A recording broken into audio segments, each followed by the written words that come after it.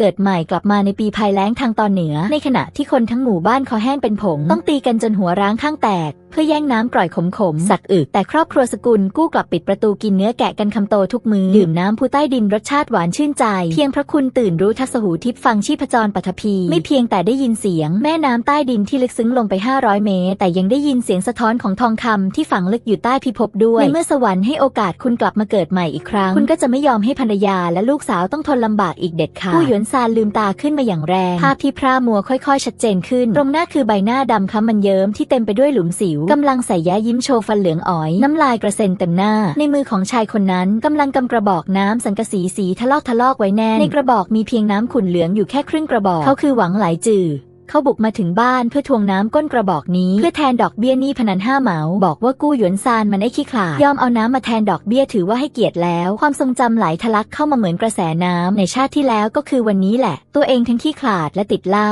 ถึงขนาดยอมปล่อยมือจริงๆมองดูหวังไหลจือเอาน้ำช่วยชีวิตหยดสุดท้ายของบ้านหลังนี้ยกกระดกกินเข้าไปหน้าตาเฉยส่วนพ่านลูกสาวที่อยู่ข้างในกำลังเท่ขึ้นสูงจนคอแห้งผากเพราะขาดน้ำอึกนั้นคืนนั้นเธอจึงชักเพราะภาวะขาดน้ำต้องขาดใจตายเพราะความกระหายอยู่บนเตียงเตาหลังจากลูกสาวตายหลินเฉียวอวินผู้เป็นภรรยาก็เสียสติกระโดดบ่อบาดาลแห้งหน้าหมู่บ้านฆ่าตัวตายปล่อยให้เขามีชีวิตอยู่เหมือนผีเร่ร่อนและจมอยู่กับความใต้ต่ำไปตลอดชีวิตหวังไหลจือเห็นกู้หยวนซานนิ่งไป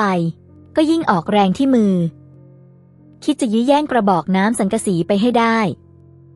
ความรู้สึกเย็นเยือกลั่นพล่านจากกระดูกสันหลังพุ่งขึ้นสู่สมองในตาของกู้หยวนซานแดงก่ำในพริบตาความเจ็บปวดเหมือนหัวใจถูกฉีกกระชากทั้งเป็นแบบนั้นเขาไม่อยากลิ้มรสมันเป็นครั้งที่2อีกแล้วกู้หยวนซานคำรามลั่น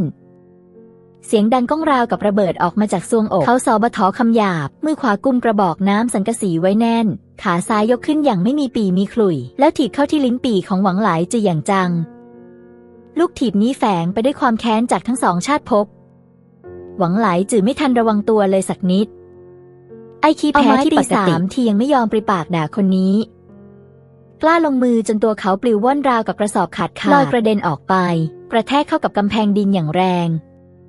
ฝุ่นคลุ้งกระจายหวังไหลจือกุมหน้าอกนอนกลิ้งเกลือกด้วยความเจ็บปวดหน้าดำหน้าแดงไปหมดเขาจ้องมองกู้หยวนซานด้วยความตกตะลึงด่าว่าบ้าไปแล้วหรือไงถึงกล้าตีคนแต่กู้หยวนซานไม่แม้แต่จะปลายตามองหวังไหลจือที่นอนอยู่บนพื้น2 มือประคองกระบอกน้ำสังกะสีนั้นไว้ราวกับประคองสมบัติที่ล้ำค่าที่สุดในโลกน้ำนี้มันมีค่าเกินไปในดินแดนทะเลทรายทางตะวันตกเฉียงเหนือแห่งนี้น้ำอึกเดียวก็คือชีวิต1 ชีวิตกู้หยวนซานหันหลังพุ่งเข้าไปในบ้านทันทีที่เปิดม่านประตูเก่าๆออกไอร้อนอบอ้าวปนกับกลิ่นยาจีนก็ปะทะเข้าหน้าบนเตียงเตาดินที่แสงสลัวมีร่างเล็กๆนอนขดตัวอยู่พ่านวัยเพียง3 ขวบตอนนี้แค่ขึ้นจนหน้าแดงก่ำริมฝีปากแห้งผากจนแตกระแหงบางจุดถึงกับตกสะเก็ดสีดำเพราะขาดน้ำอย่างหนัก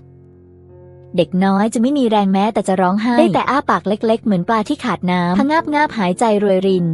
ที่ข้างเตียงผู้หญิงที่ผอมโซจนแทบจะไม่ได้คนหนึ่งกำลังคุกเข่าอยู่เธอใช้ผ้าขนหนูแห้งๆเช็ดหน้าผากให้ลูกอย่างสิ้นหวังนั่นคือหลินเฉียวอวินเบ้าตาของเธอลึกโบ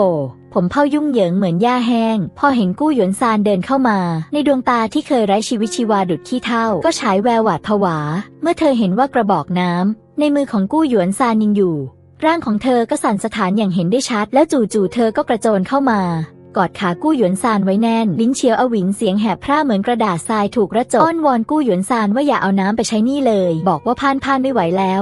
วจริงๆขอแค่ให้ลูกได้ดื่มสักอึกก็ยังดีถ้าจะขายก็ขายเธอเถอะอย่าเอาน้ำนี้ไปขายเลยลิ้นเฉียวอวินคิดว่าที่กู้หยวนซานเข้ามาเพื่อจะเอาน้ำไปให้คนอื่นเธอหวาดกลัวผู้ชายคนนี้ในอดีตมากเพราะเพื่อเล่าเขาทำได้ทุกอย่างหัวใจของกู้หยวนซานราวกับถูกมือที่มองไม่เห็นบีบรัดอย่างแรงเจ็บปวดจนหายใจไม่ออกชาติที่แล้วตัวเองทำตัวเลวทรามแค่ไหนกันนะถึงทำให้ภรรยาหวาดกลัวได้ขนาดนี้กู้หยวนซานเสียงสั่นแต่น้ำเสียงกลับหนักแน่นอย่างยิ่งบอกให้หลินเฉียวอวินปล่อยมือแล้วบอกว่าน้ำนี้ให้พ่านกินหลินเฉียวอวินอึ้งไปเลยใบหน้าที่เปื้อนน้ำตาแข็งค้างอยู่แบบนั้นเหมือนฟังไม่เข้าใจกู้หยวนซานไม่มีเวลาอธิบายเขานั่งยองลงแล้วเอากระบอกน้ำสังกะสีค่อยๆจ่อไปที่ริมฝีปากของพ่าน มือของเขาสั่นอย่างหนักปลอบลูกสาวเบาๆให้ดื่มน้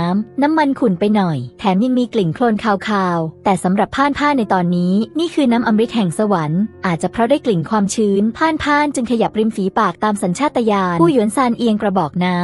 ำไหลซึมผ่านร่องริมฝีปากที่แตกกลางค่อยๆไหลซึมเข้าไปทีละนิดเกิดเสียงกลืนน้ำลายที่แผ่วเบามากขึ้นตามด้วยอึกที่2อึกที่3น้ำครึ่งกระบอกพ่านดื่มไปครึ่งหนึ่งอีกครึ่งหนึ่งหกเลอะคอเสื้อ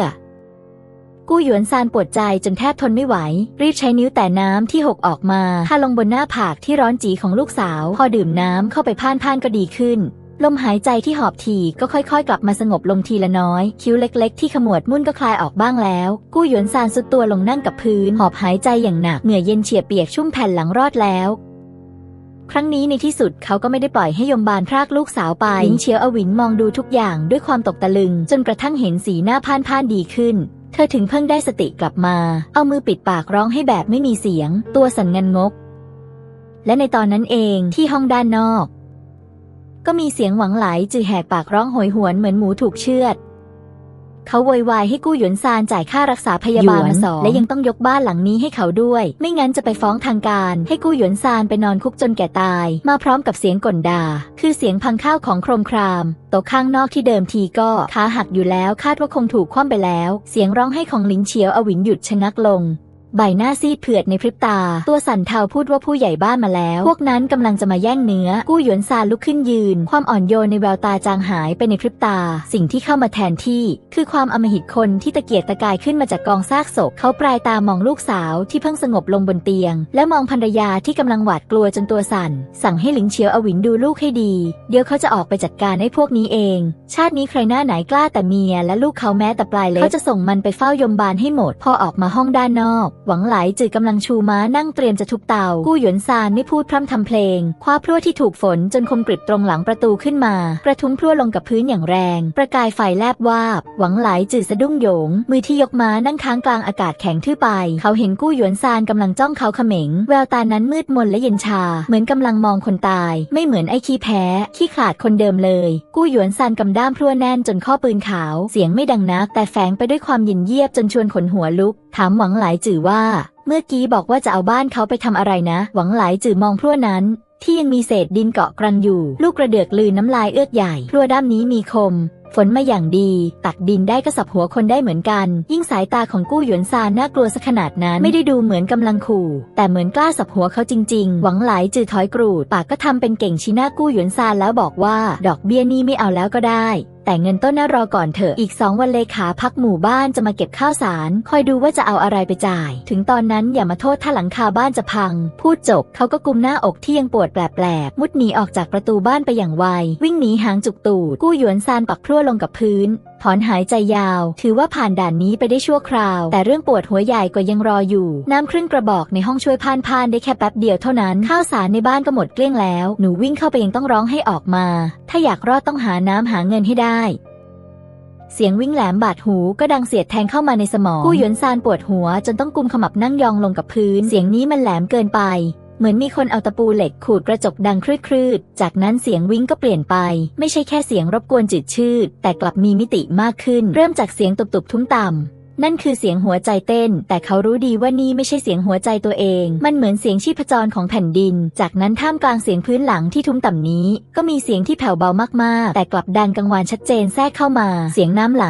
กู้หยวนซานเงยหน้าขึ้นขวาสายตาจ้องมองไปทางทิศตะวันตกเฉียงใต้เสียงมันดังมาจากทางนั้นทิศนั้นคือป่าไม้แห้งตายหลังหมู่บ้านแล้งจนเปลือกไม้ตายซากแตกเป็นเสี่ยงไปตั้งนานแล้วจะมีน้ำได้ยังไงแต่เสียงน้ำไหลในหัวมันชัดเจนขึ้นเรื่อยๆแถมยังรู้สึกได้ถึงแรงสั่นสะเทือนของน้ำที่กัดเซาะหินความรู้สึกนี้มันสมจริงมากเหมือนมีแผนที่เส้นทางน้ำใต้ดินประทับอยู่ในสมองโดยตรงนิ้วทองคำชาติก่อนเคยได้ยินว่ามียอดคนแปลกประหลาดที่สามารถฟังชีพจรขุนเขาค้นหาโพรงถ้ำได้ไม่นึกเลยว่าเกิดใหม่ครั้งนี้สวรรค์จะประทานวิชาเอาตัวรอดมาให้เยอะขนาดนี้กู้หยวนซานไม่รอช้าคว้าพลั่วและคลำหาอีเตอร์พังๆจากมุมกำแพงหันไปตะโกนบอกคนในบ้านให้หลินเฉียวอวินล็อกประตูให้แน่นถ้าเขาไม่กลับมาใครเคาะก็ห้ามเปิดไม่ทันรอหลินเฉียวอวินตอบเขาก็แบกพลั่ววิ่งฝ่าแดดเปรี้ยงๆไปทางทะเลทรายแดดตอนเที่ยงร้อนยังกับเตาไฟคว่ำลงบนหัวอุณหภูมิพื้นผิวร้อนจนทอดไข่สุกได้กู้หยวนซานวิ่งสับเท้าจนถึงป่าไม้แห้งตาย พอดังมาถึงตรงนี้ก็ดังจนหูอื้อเหมือนไปยืนอยู่ข้างน้ำตกเลยอยู่ใต้ดินนี่แหละเขาหยุดยืนข้างรากต้นหูหยางที่ตายแล้วต้นหนึ่งตรงนี้เป็นจุดที่ต่ำที่สุดไม่ลังเลเลยสักนิดกู้หยวนซานเงื้อพรวดสับลงไปอย่างแร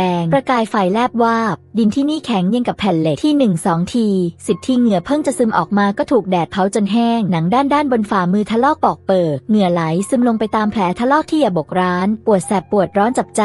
กู้หยวนซานขุดต่อเหมือนเครื่องจักรที่ไม่รู้จักเหน็ดเหนื่อยตาแดงก่ำมีแค่เสียงน้ำไหลสู้ซ่าในหัวเท่านั้นที่คอยค้ำจุนเขาไว้ลึก1 เมตรมีแต่ดินแห้งลึก2 เมตรดินเริ่มชื้นสีดินเข้มขึ้นกู้หยวนซานดีใจเนื้อเต้นโยนอีเตอร์ทิ้งเปลี่ยนมาใช้พรวกขุดตักลงไปอย่างบ้าคลั่งพอขุดลึกไปได้สัก3 เมตรจู่ๆพรวกก็เบาหวิวเหมือนแทงทะลุกระดาษบางๆแผ่นหนึ่งไอความเย็นชุ่มฉ่ำพุ่งปะทะใบหน้าทันทีตามมาด้วยน้ำใต้ดินที่ใสสะอาดราวกับสัตว์ป่าที่ถูกกักขังมาเนิ่นนานผุดออกมาจากรอยแตกนั้นไม่ถึงครึ่งนาทีน้ำก็เจิ่งนองเต็มก้นหลุมเป็นน้ำเป็นจริงๆกู้หยวนซานทิ้งพลั่วกระโจนลงไปในหลุมโคลนกอบน้ำที่ปนเปื้อนดินทรายขึ้นมากระดกดื่มอึกใหญ่เย็นฉ่ำหวานชื่นใจน้ำนี้ไหลผ่านลำคอทะลวงลงสู่กระเพาะทุกเซลล์ที่เหี่ยวเฉาพากันโห่ร้องด้วยความยินดีเทียบกับชาติก่อนน้ำแร่ราคาแพงยี่ห้อไหนก็หวานกว่าเป็น100 เท่าเขากลืนน้ำลงอึกแล้วอึกเล่าพอกินอิ่มก็มุดหัวลงไปในน้ำอีกกลั้นหายใจเฮือกใหญ่จนกระทั่งปอดแทบระเบิดถึงได้เงยหน้าขึ้นมากู้หยวนซานปาดน้ำโคลนออกจากหน้ามองดูตาน้ำที่ผุดขึ้นมาไม่ขาดสายฉีกยิ้มกว้างรอดแล้วทั้งครอบครัวนี้รอดแล้วมีน้ำแล้วกู้หยวนซานปีนขึ้นมาจากบ่อน้ำไม่ได้รีบกลับตาน้ำบ่อนี้ซ่อนเร้นอย่างดีปกติป่าแห้งๆแบบนี้ไม่มีใครเข้ามาอยู่แล้วชั่วคราวยังถือว่าปลอดภัยเขาต้องหาของกินก่อนยุคสมัยนี้ดื่มแค่น้ำมันไม่อยู่ท้องพานเพิ่งฟื้นแค่ต้องการสารอาหารด่วนเชียวอวินก็ผอมจนเหลือแต่กระดูกเสียงในหัวยังไม่หายไปไหนนอกจากเสียงน้ำไหลสู้ซ่าแล้วกู้หยวนซานจู่ๆก็ได้ยินเสียงฝีเท้าดังทีๆแผ่วเบาแต่จังหวะเร็วมากไม่ใช่คนแต่เป็นสัตว์4 เท้ากำลังวิ่งตามทิศทางลมมาทางนี้หน้าแล้งแบบนี้ไม่ได้มีแค่คนที่กระหายน้ำสัตว์ป่าในเขาก็กระหายเหมือนกันตาน้ำเพิ่งขุดเสร็จใหม่ๆไอ้น้ำพัดกระจายออกไปต้องล่อพวกที่กำลังหาน้ำแน่ๆกู้หยวนซานกลั้นหายใจกำพรั่วในมือไว้แน่นย่อตัวลงซ่อนอยู่หลังต้นหูหยางแห้งตายต้นใหญ่โชคดีชะมัดแพะภูเขาสีน้ำตาลเหลืองตัวหนึ่งค่อยๆชะโงกหัวออกมาอย่างระมัดระวังสัตว์ชนิดนี้ระแวดระวังตัวสูงมากปกติคนอยู่ห่างเป็นลี้มันก็วิ่งหนีหายไปแล้วแต่วันนี้มันกระหายจนเป็นบ้าสัญชาตญาณเอาชนะความกลัวไปเลยมันสูดจมูกฟุดฟิตเห็นชัดว่าได้กลิ่นน้ำดวงตาเบิกกว้างจ้องมองหลุมน้ำที่เพิ่งขุดเสร็จเขม็งกู้หยวนซานกลั้นหายใจรวมสมาธิถึงขั้นสะกดจังหวะหัวใจให้เต้นช้าลงแพะตัวนั้นพอเห็นรอบๆไม่มีคนก็สับเท้าวิ่งพุ่งเข้าหาบ่อน้ำก้มหน้าก้มตากินน้ำอย่างบ้าคลั่งตอนนี้แหละกู้หยวนซานพุ่งพรวดออกมาจากหลังต้นไม้พรวดในมือตวัดราวกับสายฟ้าสีดำรวบรวมแรงทั้งหมดที่มีฟาดเข้าที่ท้ายทอยแพะภูเขาอย่างจังเสียงดังอักแพะภูเขาที่กำลังดื่มน้ำจนลืมตัวไม่ทันได้ส่งเสียงร้องด้วยซ้ำร่างแข็งทื่อล้มพับกองอยู่ข้างบ่อน้ำทันทีขาหลังกระตุก2 ทีแล้วก็นิ่งไปแม่เจ้าเอ๋ยเนื้ออบอ้วนเชียวกู้หยวนซานโยนพรวดทิ้งยื่นมือไปหิ้วดูแพะตัวนี้น้ำหนักไม่ต่ำกว่า40 จินแน่ๆแถมยังเป็นแพะตัวผู้ที่มันย่องอีกต่างหากยุคนี้เนื้อหมูในสหกรณ์ราคายังแค่ช่างละ7 เมา8 เฟิร์นแถมยังต้องใช้ตัวแลกอีกแพะตัวนี้ถ้าเอาไปขายตลาดมืดอย่างน้อยๆก็ได้30 หยวนเทียบเท่ากับเงินเดือนคนงานธรรมดาทั้งเดือนเลยแต่กู้หยวนซานไม่คิดจะขายหรอกขายบ้าอะไรล่ะต้องบำรุงร่างกายเมย์กับลูกก่อนสิถึงจะถูกเขาเอาหญ้าแห้งมาถักเป็นเชือกมัดขาทั้ง4ของแพะไว้แน่นแล้วแบกขึ้นบ่าพร้อมกับเอาเศษกิ่งไม้ใบไม้แห้งมาปิดพรางตาหลุมน้ำไว้จากนั้นก็อาศัยความมืดเลือกเดินแต่ทางเปลี่ยวๆกลับบ้านพอกลับถึงบ้านประตูลานบ้านปิดสนิทกู้หยวนซานตะโกนเรียกให้เฉียวอวินเปิดประตูก็เปิดออกทันทีหลินเฉียวอวินมองเขาด้วยสีหน้าตื่นตระหนกในมือยังกำไม้เขี่ยไฟไว้แน่นแต่พอเห็นแพะภูเขาบนบ่ากู้หยวนซานไม้ในมือก็ร่วงตุ๊บลงพื้นสีหน้าหลินเฉียวอวินเปลี่ยนไปทันทีด้วยความตกใจปากสั่นถามว่าแพนนี่ได้มาจากไหนไปขโมยของทางการมาหรือเปล่านั่นมันเรื่องคอขาดบาดตายเลยนะกู้หยวนซานหัวเราะโยนแพะลงกลางลานบ้านบอกว่าเป็นแพะป่าที่วิ่งมาชนมือเขาเองเขาไม่พูดพร่ำทำเพลงคว้ามีดปังตอมาเริ่มชำแหละถลกหนังชาติก่อนเขาเคยเป็นลูกมือในครัวอยู่หลายปีฝีมือยังไม่ขึ้นสนิมทั้งถลกหนังควักไส้เอาเครื่องในออกทุกอย่างลื่นไหลไม่นานนักเนื้อน่องติดหนังและมันเยิ้มๆชิ้นใหญ่ก็ถูกหั่นเป็นชิ้นเต่าขนาดเท่าลูกเต๋าไพ่นกกระจอกตั้งกระทะก่อไฟในบ้านไม่มีน้ำมันไม่เป็นไรแพะตัวนี้อ้วนพีเอาเนื้อติดมันลงกระทะก่อนเสียงดังสู้ซ่าควันขาวลอยกลิ่นหอมไม่นิดๆเฉพาะตัวของไขมันฟุ้งกระจายไปทั่วห้องครัวแคบๆทันที จากนั้นใส่เนื้อแดงลงผัดไฟแรงคั่วจนน้ำในเนื้อแห้งแล้วเทน้ำหวานก้นกระบอกที่เอากลับมาเมื่อกี้ลงไปปิดฝาตุ๋นด้วยไฟแรงไม่ถึง20นาทีกลิ่นหอมของเนื้อที่ยั่วน้ำลายสุดๆก็เหมือนมีขาเดินได้ลอยตามปล่องควันช่องประตูและรอยแยกหน้าต่างพุ่งออกไปข้างนอกอย่างเอาเป็นเอาตายกลิ่นนี้มันรุนแรงเหลือเกินสำหรับชาวหมู่บ้านบ่อบาดาลแห้งที่ได้กินแต่หมั่นโถแห้งๆกับผักดองมาตลอดปีนี่มันคือสิ่งยั่วยวนที่อันตรายที่สุดชัดๆผ่านในห้องตื่นนานแล้วกำลังเกาะขอบเตียงตาโต้จ้องเป่งไปที่กระทะน้ำลายสอจนยืดเลอะเสื้อเด็กน้อยเรียกพ่อเสียงอ้อแอเนื้อหอมจังกู้หยวนซานคีบเนื้อที่ตุ๋นจนเปื่อยยุ่ยชิ้นหนึ่งขึ้นมาเป่าให้เย็นแล้วป้อนใส่ปากพ่านแม่หนูน้อยไม่ทันได้เคี้ยวก็กลืนอึกซะแล้วทำเอาสำลักจนตาเหลือกแล้วก็รีบอ้าปากร้อนรนจะเอาอีกกู้หยวนซานหัวเราะบอกว่าให้กินช้าๆมีอีกเยอะแยะของหนูทั้งหมดนั่นแหละขอบตาเขาร้อนเผาขณะที่ครอบครัว3คนกำลังล้อมวงหน้าต่อเตรียมตัวจะกินมื้อนี้ให้อร่อยมื้ออิ่มท้องมื้อแรกหลังกลับชาติมาเกิดประตูลานบ้านก็ถูกทุบจนสะเทือนเลื่อนลั่นจากนั้นเสียงแห่พร่าราวกับของแตกก็ดังมาจากข้างนอกผู้ใหญ่บ้านโจเต๋อกุ้ยนั่นเองบอกว่าหวังไหลจื่อแจ้งจับกู้หยวนซานว่าขโมยแพทางการให้เขารีบส่งมันออกมาเดี๋ยวนี้ชามในมือหลินเชียวอวินซันระริกน้ำแกงเนื้อที่เพิ่งตักหกกระชอกเต็มพื้นสีหน้าซีดเผือดลงในพริบตาเสียงสั่นเครือพูดว่าซวยแล้วผู้ใหญ่บ้านมาแล้วพวกนั้นจะมาแย่งเนื้อแต่กู้หยวนซานกลับไม่แม้แต่จะขยับตัวลุกขึ้นเขากลับคีบเนื้อติดมันเยิ้มๆชิ้นหนึ่งใส่ปากเคี้ยวจนน้ำมันฉ่ำไปทั้งปากเขาหรี่ตาลงปลายตามองประตูรั้วที่ทำท่าจะพังแหลมมิพังไหลเค้นเสียงหัวเราะเย็นเยียบแล้วบอกว่าแย่งเนื้อเหรอสงสัยพวกมันจะเบื่อมีชีวิตแล้วสินะเขาค่อยๆยืนขึ้นคว้ามีดชำแหละที่เพิ่งรับมาใหม่ๆบนเตามาถือไว้ประกายมีดวาววับเขาบอกให้หลิงเฉียวอวินป้อนข้าวลูกต่อไปตัวเองจะออกไปจัดการไอ้พวกเวรนี่เองเสียงโครมดังลั่นมีคนถีบประตูจากข้างนอกอย่างแรงกระเทือนทำเอาเศษดินบนวงกบประตูร่วงกราวเสียงหวังไหลจะแหลมปรี๊ดเหมือนแมวโดนเหยียบหางร้องตะโกนอย่างได้ใจว่ากู้หยวนซานไม่ยอมเปิดประตูแสดงว่ากินปูนร้อนท้องกู้หยวนซานเอาเนื้อแกะมันเยิ้มชิ้นนั้นที่เพิ่งคีบออกมาจากหม้อควันฉุยยัดใส่มือหลินเฉียวอวินที่กำลังกลัวจนตัวสั่นแล้วลูกหัวพ่านพลางบอกให้รีบกินตอนร้อนข้างนอกต่อให้ฟ้าถล่มลงมาเขาก็จะเป็นคนรับไว้เองพูดจบเขาก็ถือมีดชำแหละที่มีคราบมันหยดติ๋งก้าวเท้ายาวๆไปที่ประตูกระชากกลอนประตูเปิดออกอย่างแรงคนที่อยู่ข้างนอกกำลังจะกระแทกประตูเป็นครั้งที่2ไม่คิดว่าประตูจะเปิดออกกระทันหันหวังไหลจื่อเบรกเท้าไม่อยู่หน้าขมำเกือบจะพุ่งเข้าใส่อกกู้หยวนซานเบี่ยงตัวหลบหวังไหลจื่อถลาวืดเซถลาไปข้างหน้ายังไม่ทันตั้งหลักก็ถูกเท้าใหญ่ที่สวมรองเท้ายางขาดเหยียบเข้าที่หลังเท้าอย่างจังหวังไหลจื่อร้องลั่นเจ็บจนหน้าเขียวปัดคนที่ยืนอยู่หน้าประตูนอกจากหวังไหลจื่อแล้วยังมีชายวัยกลางคนสวมชุดจงซานแบบ4กระเป๋าเอามือไพร่หลังยืนอยู่ด้วยเขาคือโจเต๋อกุ้ยผู้ใหญ่บ้านบ่อบาดาลแห้งนั่นเองข้างหลังเขายังมีทหารอาสาอีก2คนที่ตามมาดูเรื่องสนุกเดิมทีโจเต๋อกุ้ยตั้งใจจะทำหน้าขรึมมาจับคนแต่พอจมูกได้กลิ่นหอมของเนื้อแกะที่โชยเข้าจมูกอย่างจังทำเอาลูกกระเดือกของเขาขยับขึ้นลงอย่างแรงที่สายตาเปลี่ยนไปทันทีนั่นมันเนื้อนะสมัยนี้ต่อให้เป็นผู้ใหญ่บ้านเดือนหนึ่งก็แทบจะไม่ได้เห็นเนื้อสักขนโจเตอกุ้ยกลืนน้ำลายเอื้อกใหญ่ฝืนและสายตาจากเตาไฟในบ้านชี้หน้าตวาดกู้หยวนซานว่าหวังไหลจื่อแจ้งว่าแกขโมยแพ็คของทางการจับได้คาหนังคาเขายังมีอะไรจะแก้ตัวอีกกู้หยวนซานแค่นเสียงหัวเราะเอาสันมีดชำแหละในมือตบฝ่ามือดังแปะคราบมันและร่องรอยบนมีดนั่นเห็นแล้วชวนขนหัวลุกกู้หยวนซานถามโจเตอกุ้ยว่าตาข้างไหนเห็นว่าแพะตัวนี้มันสลักชื่อทางการเอาไว้บอกว่านี่เป็นแพะป่าที่เขาเก็บได้ในป่าแห้งต่างหากแล้วถามกลับว่าสัตว์ป่ากลางทะเลทรายนี่ก็เปลี่ยนมาแซ่โจแล้วหรือไงโจเตอกุ้ยถึงกับจุกเสียหน้าอย่างแรง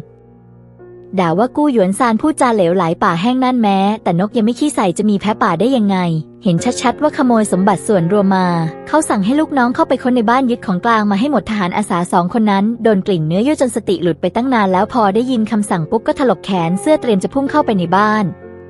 ลิ้นเฉียวอวินในบ้านกรีดร้องด้วยความตกใจกอดพ่านไว้แน่นกู้หยวนซานตวาดลั่นถามว่าใครกล้าขยับก็ลองดีกับมีดชำแหละในมือเขาได้เลยเขาเหวี่ยงมีดไปปักที่วงกบประตูอย่างแรงใบมีดจมลึกเข้าไปในเนื้อไม้ด้ามมีดยังสั่นระริกส่งเสียงหึ่งทหารอาสา2คนสะดุ้งสุดตัวเบรกเท้าแทบไม่ทันกู้หยวนซานดึงมีดออกสายตาจ้องเขม็งไปที่โจเต๋อกุ้ยเหมือนหมาป่าจ้องเหยียดก้าวเข้าหาทีละก้าวเขาบอกว่าเมื่อวานลูกสาวไข้ขึ้นเกือบตายเขาไปขอร้องยืมเงินโจเต๋อกุ้ย2 หยวนเพื่อซื้อยาโจเต๋อกุ้ยกลับบอกว่าทางการไม่มีเงินวันนี้พอเขามีเนื้อกินโจเต๋อกุ้ยกลับบอกว่าเป็นของทางการเขาเอามีดเล่มวาววับนั้นแกว่งไปมาตรงหน้าโจเต๋อกุ้ยทำเอาโจเต๋อกุ้ยถอยยกรูดด้วยความตกใจกู้หยวนซานบอกว่าเขาไม่กลัวที่จะบอกโจเต๋อกุ้ยหรอกนะว่าตอนนี้เขามันก็แค่คนสิ้นไร้ไม้ตอกแล้วถ้าไม่มีอะไรกินจนต้องตายเขาก็จะลากครอบครัวโจเต๋อกุ้ยไปตายด้วยกันนี่แหละมีดเล่มนี้เชือดแกะได้ก็เชือดหมูได้เหมือนกันเสียงของกู้หยวนซานไม่ได้ดังมากแต่ทุกคำพูดกลับเหมือนถูกเค้นออกมาจากไรฟันแฝงไปด้วยความเด็ดเดี่ยวแบบพร้อมตายตกไปตามกัน โจเต๋อกุ้ยเองก็เป็นพวกชอบรังแกคนอ่อนแอแต่กลัวคนจริงเมื่อก่อนกู้หยวนซานขี้ขลาดเขากล้ากระทืบซ้ำแต่ตอนนี้ท่าทางสู้ยิบตาของกู้หยวนซานทำเอาเขาขวัญหนีดีฝ่อไปเลยโดยเฉพาะดวงตาที่แดงก่ำคู่นั้นนั่นคือท่าทีของคนที่กล้าแลกชีวิตจริงๆโจเต๋อกุ้ยแกล้งทำใจดีสู้เสือตะคอกกลับไปบอกว่ากู้หยวนซานนี่มันขัดขืนการจับกุมชัดๆเหิมเกริมเกินไปแล้วคอยดูว่าจะกลางไปได้สักกี่น้ำแต่ขากลับถอยหลังกรูดกู้หยวนซานตวัดมีดวูบหนึ่งปลายมีดกรีดผ่านอากาศจนเกิดเสียงลมดังขวับหวังไหลจะตกใจร้องลั่นวิ่งคลานหนีหัวซุกหัวซุนหน้าของโจเต๋อกุ้ยแดงก่ำเป็นสีตับหมูเขาชี้หน้ากู้หยวนซานแล้วพูดเสียงสั่นว่าให้กู้หยวนซานรอไปก่อนเธอช่วยโอกาสค้ากำไรยักยอกสมบัติส่วนรวมคอยดูสิว่าถึงตอนนั้นจะร้องให้ยังไงพูดจบเขาก็พาทหารอาสา2 คนนั้นเดินหนีหน้าจ่อยไปเลยตอนเดินไปก็ยังเหลียวมองกลับมาเป็นระยะแววตานั้นเต็มไปด้วยความแค้นใจที่ไม่ได้แย่งเนื้อไปกินกู้หยวนซานมองแผ่นหลังของพวกเขาแล้วถมน้ำลายลงบนพื้นหญ้าอย่างแรงด่าคำหยาบตามหลังไปท้องฟ้าเพิ่งจะสางกู้หยวนซานเอาเนื้อแพะครึ่งตัวที่ยังไม่ได้ตุ๋นพร้อมทั้งกระดูกห่อด้วยกระดาษขายอย่างมิดชิดแล้วม้วนหนังแพะที่ถลกออกมาเก็บไว้ยัดลงไปในกระสอบป่านขาดที่สำคัญที่สุดคือเขาแขวนกระติกน้ำทหารไว้ที่เอวนั่นเป็นน้ำหวานที่เขาตั้งใจไปตักมาจากป่าแห้งเมื่อคืนเต็มกระติกเลยทีเดียวยุคนี้ทำไปตัวตำบลจากหมู่บ้านบ่อบาดาลแห้งมาลำบากต้องเดินถึง3 ชั่วโมงผ่านทะเลทรายโกบี้เป้าหมายของกู้หยวนซานคือกรมเหมืองแร่ชิงซานที่นั่นคือย่านที่รวยที่สุดในละแวกนี้คนงานเหมือนเงินเดือนสูงแถมไม่ขาดแคลนคูปองอาหารสิ่งที่ขาดที่สุดก็คือเนื้อสดสักคำและน้ำดื่มที่ไม่ขมคอพอมาถึงหน้าเขตบ้านพักกรมเหมืองแร่แดดก็เริ่มแรงขึ้นแล้วกู้หยวนซานนั่งยองอยู่ใต้ร่มไม้ริมถนนยังไม่รีบตั้งแผงขายที่นี่จับพวกฉวยโอกาสค้ากำไรเคร่งมากต้องดูคนให้ดีก่อนระหว่างที่กำลังสังเกตการรถจี๊ปรุ่นเก่าสีเขียวขี้ม้าคันหนึ่งก็เบรกเอี๊ยดจอดเทียบข้างทางประตูรถเปิดออกชายแก่สวมแว่นตาผมหงอกขาวก้าวลงมาชายแก่สวมชุดจงซานที่ซักจนซีดในมือถือพิมพ์เขียวแผ่นหนึ่งกำลังยืนคุยกับคนท่าทางเหมือนข้าราชการข้างๆอย่างร้อนรนจนเหงื่อแตกพลักชายแก่เสียงแหบแห้งริมฝีปากแห้งแต่เป็นขุยมองปราดเดียวก็รู้ว่าขาดน้ำเรื้อรังจนร้อนในเขากระทืบเท้าด้วยความร้อนใจบอกว่าน้ำของทีมสำรวจหมดไปตั้งนานแล้ว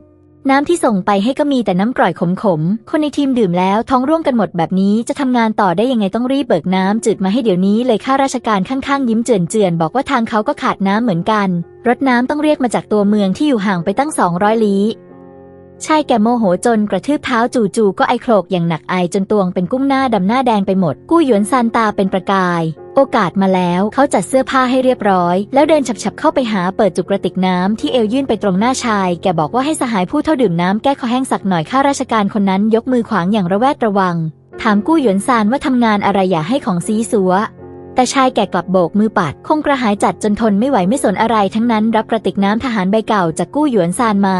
แล้วแหงนหน้าสดอึกใหญ่ทันทีที่น้ำแต่ลิ้นดวงตาของชายแกก็เบิกโพรงเขาดื่มอีกอึกหนึ่งอึกนี้อมไว้ในปากตั้งนานไม่ยอมกลืนลงไปราวกับกำลังลิ้มรสของวิเศษที่หายากชายแก่คว้าแขนกู้หยวนซานไว้แน่นแรงเยอะจนน่าตกใจแววตาหลังเลนแว่นเปล่งประกายเจิดจ้าถามอย่างตื่นเต้นว่าน้ำนี่ไปเอามาจากไหนข้าราชการข้างๆก็ถามด้วยว่าผู้อำนวยการจางเป็นอะไรไปก็แค่น้ำไม่ใช่เหรอชายแกตื่นเต้นจนหลุดสบทคำหยาบออกมาบอกว่านี่มันน้ำหวานชั้นยอดเลยนะปริมาณแร่ธาตุต้องสมบูรณ์แบบแน่ๆรสชาติหวานชุ่มคอไม่มีความเฝื่อนเลยสักนิดเขาทำงานสำรวจอยู่แถบตะวันตกเฉียงเหนือมา30 ปีไม่เคยดื่มน้ำแร่ธรรมชาติที่ไหนดีเท่านี้มาก่อนต่อให้เป็นน้ำดื่มพิเศษส่งตรงจากในเมืองก็ยังรสชาติสู้ไม่ได้กู้หยวนซานแอบคำในใจน้ำพุที่ขุดมาจากเส้นชีพจรแผ่นดินเบื้องลึกมันจะไม่อร่อยได้ยังไงล่ะเขาแซงยิ้มซื่อๆแล้วบอกว่าตักมาจากบ่อน้ำเก่าหลังเขาที่บ้านนี่เองแหละครับถ้าสหายผู้เท่าคิดว่าอร่อยกระติกนี้ผมยกให้เลยชายแก่บอกว่ายกให้เฉยๆไม่ได้หรอกเขาจะเอาเปรียบประชาชนไม่ได้เขาล้วงเอาปึกตั๋วและเงินออกมาจากกระเป๋าเสื้อทันทียัดใส่มือกู้หยวนซานอย่างแข็งขันบอกว่าน้ำกระติกนี้เขาขอซื้อชายแก่สูดจมูกฟุดฟิตสายตาจ้องเป๋งไปที่กระสอบป่านบนหลังกู้หยวนซานถามว่าในกระสอบนั่นมีของดีอะไรอยู่หรือเปล่ากู้หยวนซานก็ไม่ได้ปิดบังอะไรแง้มปากกระสอบออกนิดหน่อยเผยให้เห็นเนื้อแพะดิบสีแดงสดกับหนังแพะภูเขาที่สมบูรณ์ทั้งผืนบอกว่าเป็นแพะป่าที่เพิ่งล่ามาได้เนื้อยังสดๆอยู่เลยลูกกระเดือกของชายแกขยับขึ้นลงอย่างแรงทีมสำรวจแทบแผ่นแป้งแห้งๆอยู่ในป่าลึกมาครึ่งเดือนแล้วปากจืดปากชืดจนจะกลายเป็นนกอยู่แล้วได้น้ำหวานกระติกนี้แกล้มกับเนื้อแพะป่าย่างนี่มันชีวิตดูจะเทพเซียนชัดๆชายแกบอกว่าเหมาหมดเลยเอาทั้งหมดนี่แหละเขากลัวว่ากู้หยวนซานจะเปลี่ยนใจรีบคว้ากระเป๋าเอกสารจากมือข้าราชการคนนั้นมาทันทีล้วงเอาตั๋วสีสันละลานตาออกมาเป็นกำชายแกบอกว่านี่เงิน50 หยวนแล้วก็มีตั๋วอาหารระดับประเทศอีก10 จินตั๋วเนื้ออีก5 จินข้าราชการข้างๆเห็นแล้วถึงกับสูดปาก50 หยวนนั่นมันเท่ากับเงินเดือน3 เดือนของเด็กฝึกงานเลยนะ ผู้อำนวยการจางยอมทุ่มทุนสร้างเพื่อของกินของดื่มแค่นี้เลยเหรอเนี่ยใจกู้หยวนซานเต้นโครมครามแต่ภายนอกยังคงนิ่งสงบเขารับเงินและตั๋วมาพร้อมกับยื่นหนังแพะผืนนั้นให้ไปด้วยบอกว่าเอาหนังผืนนี้ไปทำสนับเขาก็เหมาะเลยในภูเขามันหนาวชายแกดีใจใหญ่ตบไหล่กู้หยวนซานบอกว่าสหายหนุ่มคนนี้ซื่อสัตย์ดี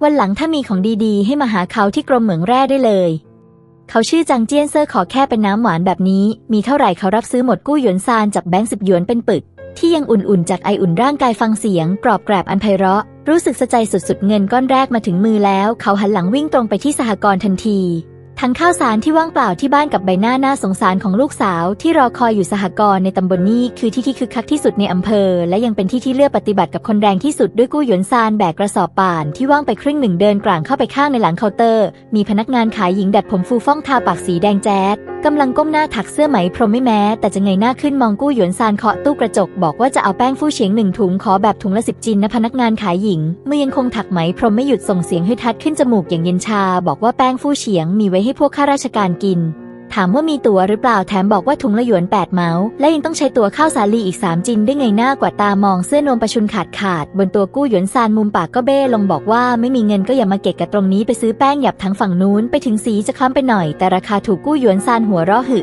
ในยุคสมัยนี้พนักงานขายในสหกรณ์ถือเป็นอันดับ1ในบรรดา8อาชีพยอดฮิตเชียวนะหญิงจะตายชักดูถ้าจะเป็นนิสัยเสียที่แก้ไม่หายสินะกู้หยวนซานยืนยันว่าจะเอาแป้งฟู่เฉียงไม่พูดพร่ำทำเพลงให้เสียเวลาล้วงมือเข้าไปในเสื้อควักเอาปึกแบงค์10 หยวนที่ผู้อำนวยการจางเพิ่งให้มาออกมาทั้งปึกพร้อมกับตั๋วอาหารตบดังป้าบลงบนตู้กระจกเสียงดังก้องกังวานแบงค์10 หยวนใบใหม่เอี่ยม5 ใบรวมกับตั๋วอาหารระดับประเทศสีแดงสลับเขียวอีกปึก1สะท้อนแสงแดดแยงตาจนพร่ามัวมือพนักงานขายหญิงที่กำลังถักไหมพรมกระตุกกุบเข็มที่นิ้วมือตัวเองร้องโอยด้วยความเจ็บปวดตาเบิกกว้างจ้องเขม็งไปที่เงินบนเคาน์เตอร์นั่นมันตั้ง50 หยวนเลยนะแถมยังมีตั๋วอาหารระดับประเทศอีกหลายใบนั่นมันของมีค่าสุดๆมีค่ายิ่งกว่าเงินซะอีกไอ้ท่าทางยาจกเมื่อกี้หายไปไหนแล้วและกับพริบตาเดียวกลายเป็นเศรษฐีไปซะได้รอยยิ้มหยันที่มุมปากของเธอแข็งค้างทันทีจากนั้นสีหน้าเธอก็เปลี่ยนไปราวกับเล่นกลประดับไปด้วยรอยยิ้มจอมปลอมที่เห็นแล้วขนลุกสู้พนักงานขายหญิงรีบเปลี่ยนสรรพนามเรียกพี่ชายทันทีบอกว่าตัวเองตาถั่วเดี๋ยวจะหยิบให้เดี๋ยวนี้แหละเธอโยนเสื้อไหมพรมทิ้งรีบจัดแจงยกเอาแป้งฟู่เฉียง1 ถุงลงมาจากชั้นวางของชั้นบนสุดอย่างคล่องแคล่วนั่นมันแป้งเกรดพิเศษเลยนะขาวจั๊ว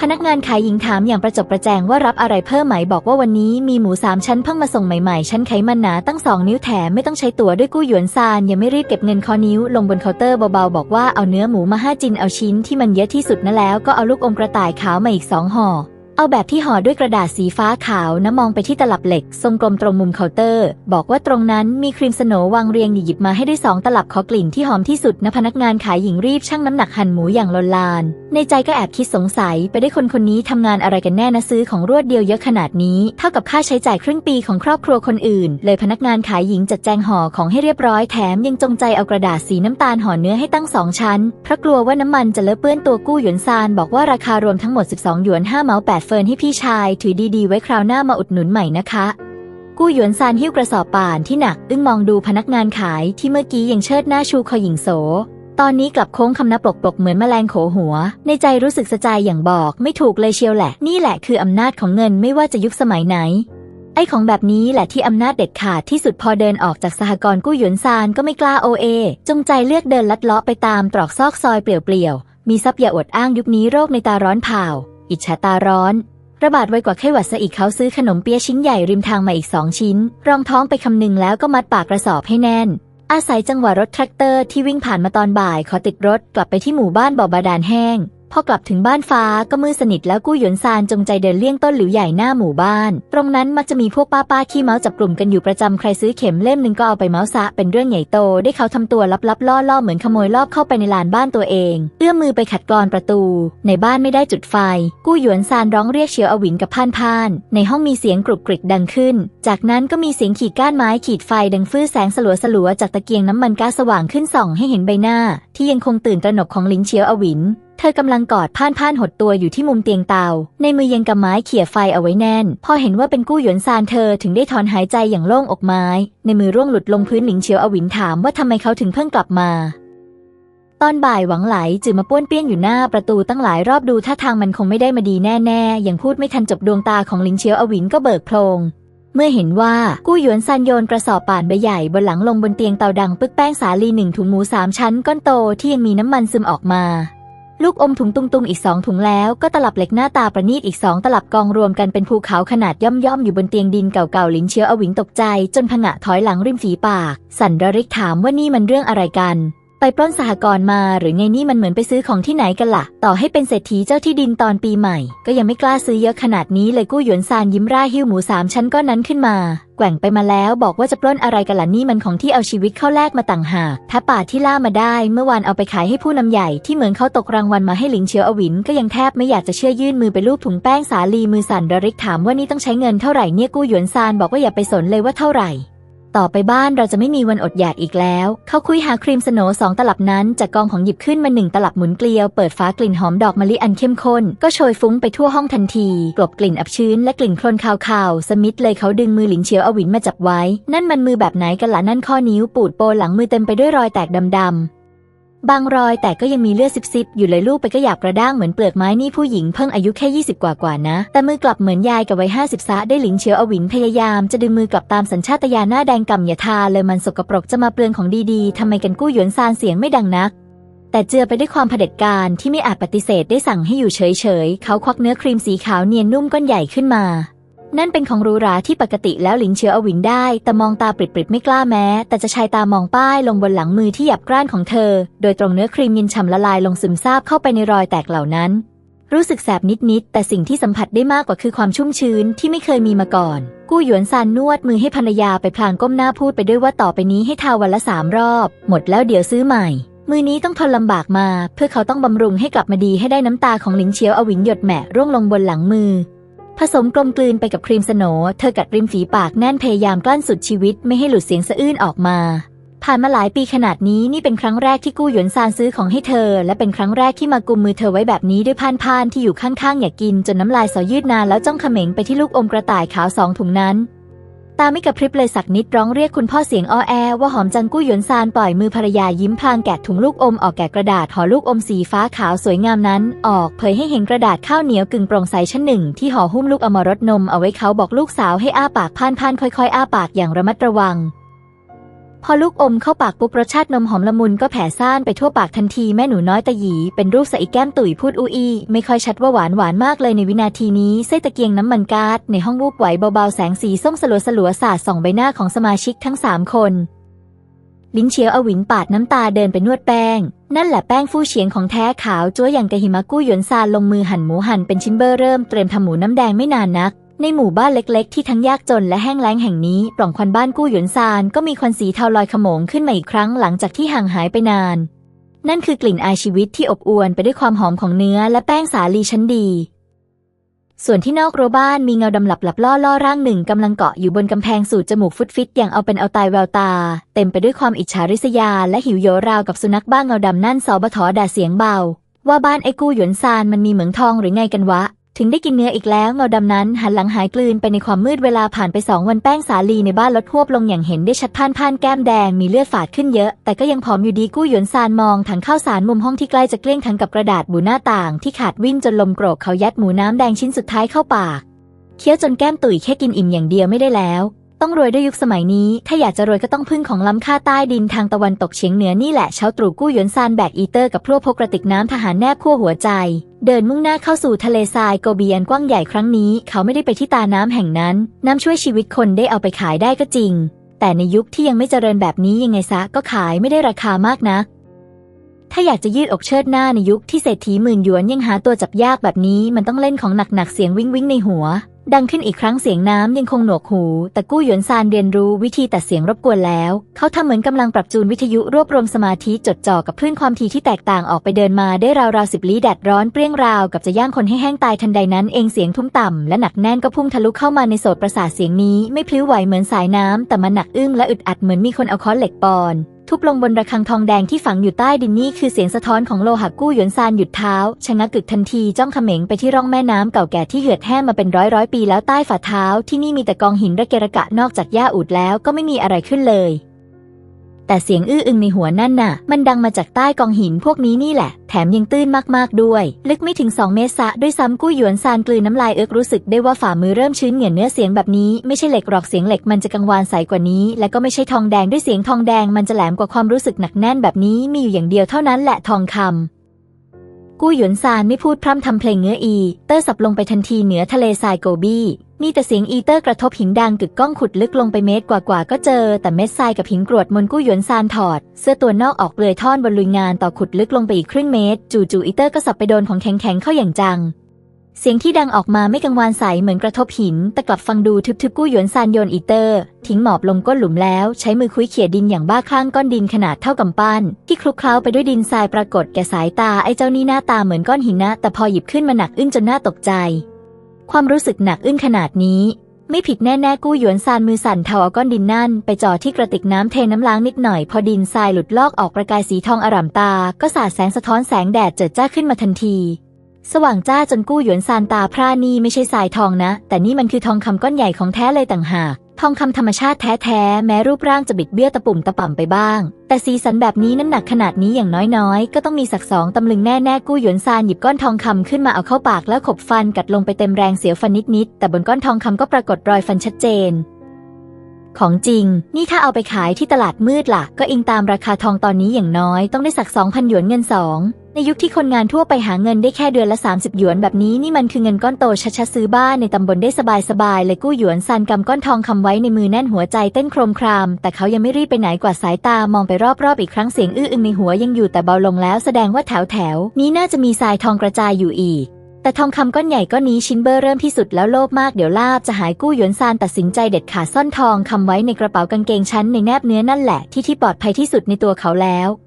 จากนั้นก็กลบดินฝังหลุมแถมยังโปรยดินแห้งทับอีกชั้นเพื่อลบรอยที่แห่งนี้ต่อไปก็คือตู้ ATM ของครอบครัวกู้แล้วตกกลางคืนณโรงงานร้างย่านชานเมืองฝั่งตะวันออกของตำบลที่นี่คือตลาดมืดอันเลื่อนชื่อในละแวกนี้เป็นแหล่งรวมพวกนอกรีดขอแค่มีความกล้าของอะไรก็หาซื้อได้หมด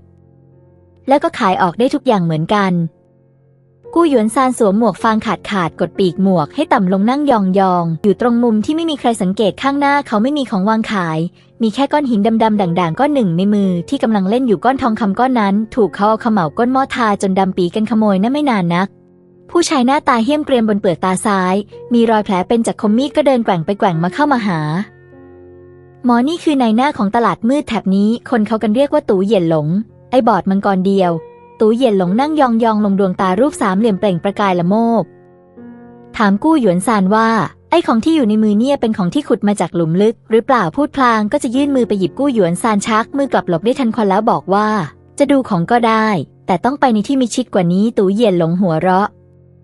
เผยให้เห็นฟันเหลืองอ๋อยบอกว่าได้รู้กฎดีนี่หว่าสั่งให้กู้หยวนซานตามเขาไปคุยที่เพิงพักตรงนู้นทั้งคู่เดินมาถึงเพิงพักคนงานที่ลมพัดโกรกผ่านได้ทุกทิศทางตู่เหยียนหลงมีลูกสมุนท่าทางนักเลงหัวไม้เดินตามมา2 คนมือล้วงกระเป๋าเสื้อไว้แน่นเสื้อปูดนูนออกมาชัดเจนมองปราดเดียวก็รู้ว่าพกอาวุธมาด้วยกู้หยวนซานก็ไม่ได้หวั่นเกรงควักก้อนทองคำที่ทาเขม่าดำปีออกมาจากกระเป๋าเสื้อใช้นิ้วหัวแม่มือขูดแรงๆ1 ทีขี้เท่าหลุดลอกออกเผยให้เห็นรอยขูดขีดสีทองเหลืองอร่ามตู่เหยียนหลงถึงกับสูดปากดังซีดตาโตเป็นประกายแวววาวทันทีทองคำก้อนใหญ่ขนาดนี้นี่มันของหายากเลยนั้นเนี่ยเขาส่งสายตาให้ลูกสมุนทั้งสองคนนั้นก็เดินไปขวางทางออกเพิงพักไว้อย่างแนบเนียนตู่เหยียนหลงยิ้มเย็นเยียบบอกว่านี่มันของดีนี่หว่าเขามีช่องทางรับซื้อแต่ช่วงนี้ทางการเข้มงวดมากของแบบนี้เหมือนเพิ่งขุดขึ้นมาจากหลุมศพมันไม่ค่อยสะอาดเท่าไหร่นี่เป็นภาษาในวงการความหมายคือจะกดราคานั่นแหละกู้หยวนซานตอบเสียงเรียบว่าเลิกพร่ำเรื่องไร้สาระได้แล้ว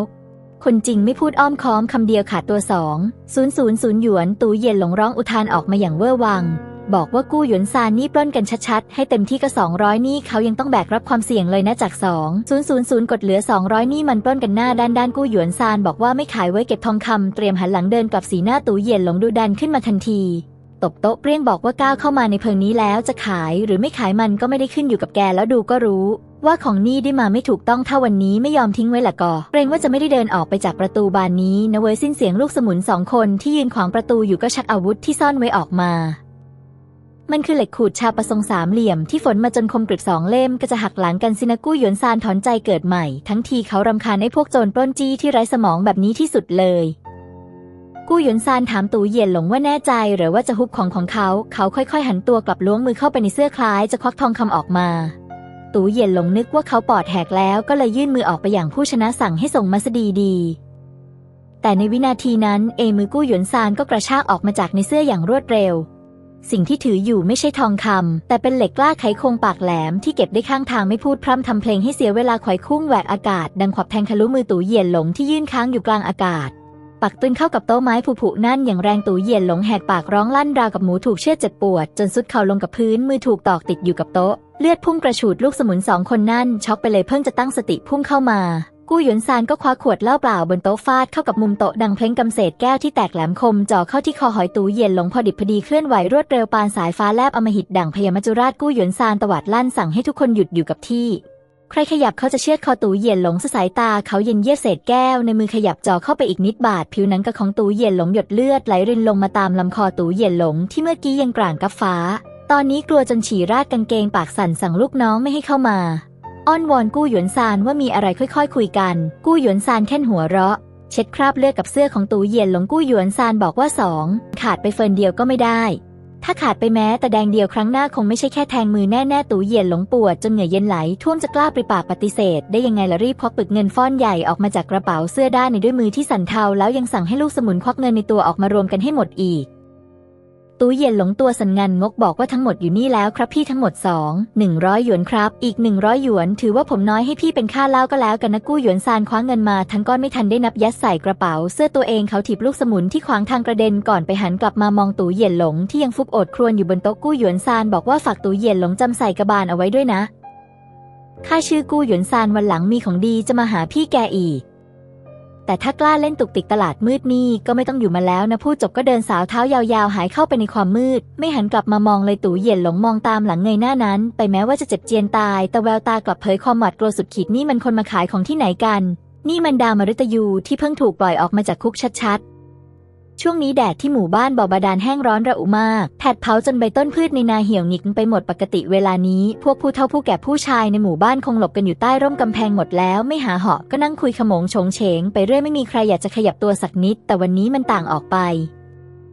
ปสายตาของคนทั้งหมู่บ้านจับจ้องเขม็งไปที่ท้ายหมู่บ้านฝั่งตะวันออกตรงบ้านซอมซ่อของกู้หยวนซานเสียงเครื่องยนต์รถไถเดินตามกำลังไต่เนินเสียงดังสนั่นลั่นทุ่งราวกับฟ้าร้องแถมไม่ได้มีแค่คันเดียวแต่มากันตั้ง3 คันแรกบรรทุกอิฐแดงที่เผาด้วยเครื่องจักรมาเต็มกระบะอิฐพวกนั้นเผามาได้ที่พอดิบพอดีเคาะแล้วเสียงดังกังวานเทียบกับอิฐดินเหนียวปั้นมือที่พวกชาวบ้านทำกันเองมันคนละชั้นกันเลยบนที่ราบสูงดินเหลืองที่ปกคลุมไปด้วยฝุ่นแบบนี้อิฐแดงรถนี้เหมือนกองไฟสีสันสะดุดตาแสบตากันเลยทีเดียวคันที่2บรรทุกถุงปูนซีเมนต์สีเทามาเต็มคันแล้วยังมีเหล็กเส้นข้ออ้อยหนาเท่านิ้วมืออีกหลายมัดของพวกนี้มันของดีๆที่คนเขาสร้างตึกสูงถึงจะยอมใช้กันนะคันที่3นี่น่าโมโหสุดบรรทุกทั้งทรายทั้งปูนขาวแถมยังมีประตูเหล็กบานใหญ่ทาสีแดงแวววับมาอีก2 บานซาเหลิงจืดกำหมั่นโถครึ่งก้อนในมือไว้แน่นจ้องมองตาแทบถลนออกจากเบ้าเขากลืนน้ำลายเอื้อกใหญ่กัดหมั่นโถไปคำเบ้อเริ่มแต่กลับรู้สึกว่าอาหารที่เคยกินลงทุกวันทำไมวันนี้มันฝืดคอจังว่าเขาบ่นพึมพำว่ากู้หยวนซานคนนี้ก็จะสร้างวังหลวงกลางรังคนจนนี่เลยเหรอไงหวังหลายจื่อที่นั่งยองๆอยู่ข้างๆก็พูดจาประชดประชันแทรกขึ้นมาว่าสร้างวังหลวงอะไรล่ะเขาดูแล้วกู้หยวนซานมันก็จะเอาตัวเองไปฝังรวมไว้ในนั้นมากกว่าหน้าหวังหลายจื่อยังมีพลาสเตอร์สมุนไพรแปะอยู่เลยคือแผลที่โดนกู้หยวนซานถีบกระเด็นออกมาเมื่อหลายวันก่อนตอนนี้เขามองดูหลังคากระเบื้องสีแดงอิฐแดงนั่นแววตาอิจฉาริษยาเหมือนงูพิษแลบลิ้นแผลบๆหวังหลายจื่อบอกให้ทุกคนลองคิดดูสิกู้หยวนซานเมื่อก่อน2 วันก่อนยังเป็นแค่ไอ้ขี้แพ้ที่เลี้ยงลูกเมียไม่รอดอยู่เลยยอมกราบเท้าคนเพื่อเงินแค่5 เหมาผ่านไปไม่กี่วันได้กินทั้งเนื้อได้สร้างทั้งบ้านเงินพวกนั้นจะสะอาดได้ยังไงพ่อหวังหลายจื่อพูดแบบนี้พวกขี้อิจฉารอบๆก็พากันผสมโรงทันทีบางคนก็ว่าน่าจะไปทำเรื่องผิดกฎหมายช่วยโอกาสค้ากำไรบางคนก็ว่าน่าจะขโมยแร่รัฐบาลมาแง่แถมบางคนก็บอกว่านี่มันก็แค่รังแกคนซื่อๆนั่นแหละมีเงินแล้วเหรอไงพวกนี้ปากก็ด่าไปฉอดแต่ขากลับก้าวเดินอย่างกับมีรากงอกค่อยๆกระดืบไปทางประตูบ้านกู้หยวนซานโดยไม่รู้ตัวเพราะกลิ่นมันหอมเย้ายวนเกินไปตอนนี้ที่ลานบ้านกู้หยวนซานตั้งเตากระทะใบยักษ์ที่ยืมเขามาตั้งตระหง่านอยู่ฟืนใต้เตาลุกโชนเปลวไฟแลบเลียก้นกระทะน้ำในกระทะเดือดปุดๆกำลังตุ๋นหมูตุ๋นวุ้นเส้นเต็มกระทะหอมฉุยเนื้อหมูนะไม่ใช่ไอเนื้อเศษที่มีแต่หนังกับมันหรอกนะแต่เป็นหมู3 ชั้นดีของแท้แน่นอนแถมหั่นชิ้นเบอร์เร่อเบอร์เต๋อเท่าไพ่นกกระจอกทุกชิ้นเลยพอโดนไฟแรงตุ๋นเข้าไปไขมันหมูก็ละลายแทรกซึมไปทั่วน้ำซุปสีแดงสวยเดือดปุดย้อมเส้นวุ้นเส้นขาวๆให้กลายเป็นสีแดงใสจากกู้หยวนซานสวมเสื้อเชิ้ตสีขาวที่ทำจากผ้าใยสังเคราะห์ซึ่งหาดูยากในสมัยนั้นพับแขนเสื้อขึ้นถึงศอกมือถือตะหลิวเหล็กด้ามยาวยืนคุมงานอยู่หน้าเตาเขาร้องเรียกคนงานให้ลงแรงหน่อย ขุดฐานรากให้ลึกกว่านี้อีกนิดบ้านหลังนี้จะสร้างให้อยู่ไป100 ปีเลยนะเว้ยแล้วก็หันไปเรียกลุงฝูบอกช่างปูนให้พักเหนื่อยมากินข้าวกันก่อนเสียงเรียกกินข้าวเนี่ยดังยิ่งกว่าลำโพงกระจายเสียงของตำบลซะอีกช่างปูน5 คนที่จ้างมาจากหมู่บ้านข้างๆสติหลุดไปกับกลิ่นเนื้อตั้งนานแล้วสมัยนี้ไปรับจ้างทำงานเจ้าของบ้านเลี้ยงข้าวให้อิ่มท้องก็ถือว่าใจดีสุดๆแล้วอย่างมากก็แค่แถมแป้งสาลีแผ่นปิ้งให้กินสักแผ่น2 แผ่นใครมันจะบ้าเลี้ยงเนื้อตุ๋นกะละแถมยังให้กินไม่อั้นอีกเท่าหลี่หัวหน้าช่างปูนมองชิ้นเนื้อที่กองพูนเป็นภูเขาเหล่ากาในชามมือไม้ถึงกับสั่นบอกว่านี่มันจะสิ้นเปลืองเกินไปแล้วกู้หยวนซานหัวร่าแถมตักน้ำซุปเนื้อราดให้เท่าหลี่อีกกระบวยบอกให้รีบกินให้อิ่มถึงจะมีแรงทำงานมารับจ้างบ้านเขาอย่างอื่นไม่มีแต่เรื่องของกินต้องจัดเต็มเท่าหลี่ก็ไม่เกรงใจแล้วยกชามซดดังโฮกใหญ่คัมเบอร์เร่อน้ำแกงร้อนจีไหลซดลงคอไปความหอมอร่อยนั่นพุ่งจี้ขึ้นสมองเลยทีเดียวเขากัดเนื้อติดมันคำหนึ่งน้ำมันก็แตกซ่านเต็มปากหอมจนน้ำตาแทบไหลเท่าหลี่เอ่ยปากชมเปาะเลยว่าอร่อยเหาะงานนี้ถ้าทำออกมาไม่ดีนะเขายอมให้บิดหัวไปเตะเล่นแทนตะกร้อเลยพวกคนงานในลานบ้านก็สวาปามกันอย่างเมามันเสียงซดน้ำซุปเสียงเคี้ยวจับดังระงมไปหมดนอกกำแพงบ้านนี่มันคนละโลกกันเลยชาวบ้านตั้งครึ่งหมู่บ้านมามุงกันอยู่ตรงนี้แต่ละคนชะเง้อเขามองทำท่าเหมือนฝูงเป็ดรอคนโปรยอาหารให้กลิ่นเนื้อลอยตามลมมาเตะจมูกโครมปลุกพยาธิในท้องให้ร้องประท้วงระงมซาเหลิงจืดทนไม่ไหวอีกต่อไปแหวกฝูงชนมุดไปข้างหน้าสุดตีหน้าหนาตะโกนเข้าไปข้างในพี่หยวนซานนี่ซาเหลิงจือเองนะถามเขาว่าสร้างบ้านยุ่งขนาดนี้ทำไมไม่เรียกน้องนุ่มมาช่วยบ้างล่ะถึงเขาจะทำงานละเอียดไม่เป็นแต่ช่วยแบกอิฐก็ยังได้นะไม่เอาค่าแรงขอข้าวกินมื้อเดียวก็พอ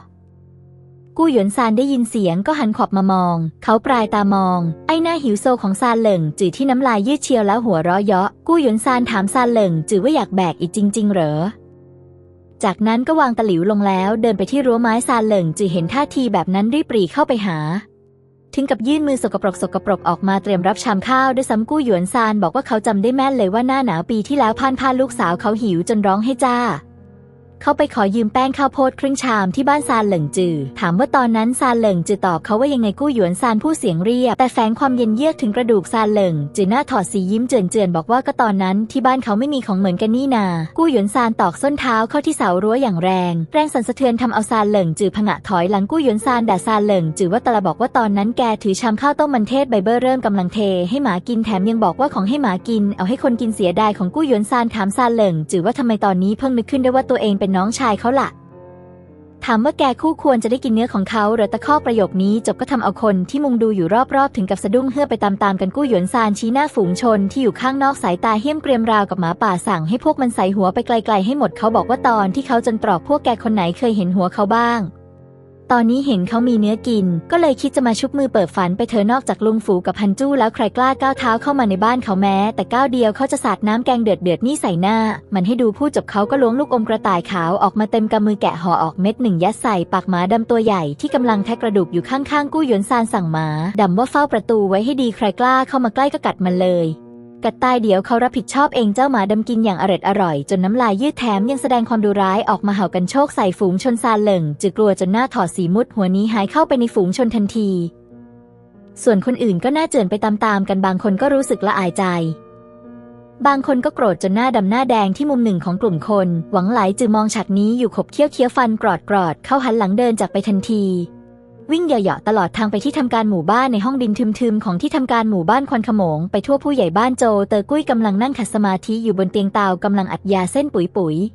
บนโต๊ะเตามีถั่วลิสงจานหนึ่งวางอยู่กับเหล้ามันเทศคุณภาพต่ำอีกครึ่งขวดหวังหลายจือพอเข้ามาในห้องก็อดครวญเสียงสั่นเครือทันทีขอให้โจเตอกุ้ยช่วยจัดการให้ทีหวังหลายจือบอกว่ากู้หยวนซานมันเลวทรามเกินไปแล้วท่านผู้ใหญ่โจไม่ได้เห็นกับตาเมื่อกี้มันด่าท่านต่อหน้าคนทั้งหมู่บ้านและยังบอกอีกว่าต่อไปนี้หมู่บ้านบ่อบาดาลแห้งเขาจะเป็นคนคุมเองท่านผู้ใหญ่โจไม่เห็นจะมีความหมายอะไรเลยมือที่ถือกล้องยาเส้นของโจเตอกุ้ยชะงักดวงตารูปสามเหลี่ยมเบิกโพลงทันทีถามว่ากู้หยวนซานพูดแบบนั้นจริงเหรอหวังหลายจือบอกว่าแล้วจะปลอมได้ยังไงล่ะครับและยังบอกอีกว่ากู้หยวนซานอ้างว่าเขามีเส้นสายในตำบลตำแหน่งผู้ใหญ่บ้านนี่ไม่ช้าก็เร็วต้องตกเป็นของเขาหวังหลายจือบอกว่านี่มันจะกอกบทกันแล้วนะครับโจเตอกุ้ยเอาเบ้ากล้องยาเส้นเคาะกับพื้นรองเท้าแรงๆ2 ทีประกายไฟกระเด็นไปทั่วอันที่จริงกู้หยวนซานจะพูดแบบนั้นหรือไม่มันไม่สำคัญหรอกที่สำคัญคือตอนนี้บารมีของกู้หยวนซานมันสูงเกินไปแล้วอีกแดงเป็นคันรถเนื้อเป็นหม้อมันซื้อใจคนในหมู่บ้านไปหมดแล้วถ้าปล่อยให้เป็นแบบนี้ต่อไปในสายตาชาวบ้านจะยังเห็นหัวผู้ใหญ่บ้านอย่างเขาอีกเหรอโจเตอกุ้ยหรี่ตาลงแววตาฉายความอำมหิตพูดว่าดูถ้าจะปล่อยกู้หยวนซานคนนี้ไว้ไม่ได้แล้วโ โจเตอกุ้ยถามหวังไหลจือว่าแกบอกว่าเงินกู้หยวนซานมันเป็นเงินสกปรกไม่ใช่เหรอมีหลักฐานไหมหวังไหลจือร้อนใจจนตกขาตัวเองบอกว่าต้องใช้หลักฐานอะไรอีกไอ้ขี้แพ้กู้หยวนซานจะไปเอาเงินไหนต้องเป็นพวกฉวยโอกาสค้ากำไรไม่กลักลอบขุดเหมืองทองคำของรัฐแน่ๆขอแค่เราไปแจ้งความกับทางการให้คนมาจับมันไปสอบสวนไม่ตายก็ต้องถลกหนังออกมาชั้นหนึ่งโจเตอกุ้ยครุ่นคิดอยู่ครู่หนึ่งยกแก้วเหล้าขึ้นจิบจนหน้าเยเกโจเตอกุ้ยสั่งให้หวังไหลจือไปหาหัวหน้าหลิวที่ตำบลบอกไปเลยว่าเขาเป็นคนส่งไปเองโจเตอกุ้ยล้วงแบงค์ยับออกมาจากใต้เตียงเตาโยนให้หวังไหลจือบอกให้ไปซื้อบุหรี่ดีๆสัก2 แถวไปฝากหัวหน้าหลิวด้วยบอกหัวหน้าหลิวไปว่าบ้านไอ้กู้หยวนซานตอนนี้มันอ้วนทีมากแค่ลูกอมกระต่ายขาวก็กองเป็นภูเขาแล้วถ้าบุกไปยึดบ้านหวังไหลจือคว้าเงินไปกำดีใจจนน้ำมูกไหลย้อยบอกให้โจเตอกุ้ยรอฟังข่าวดีได้เล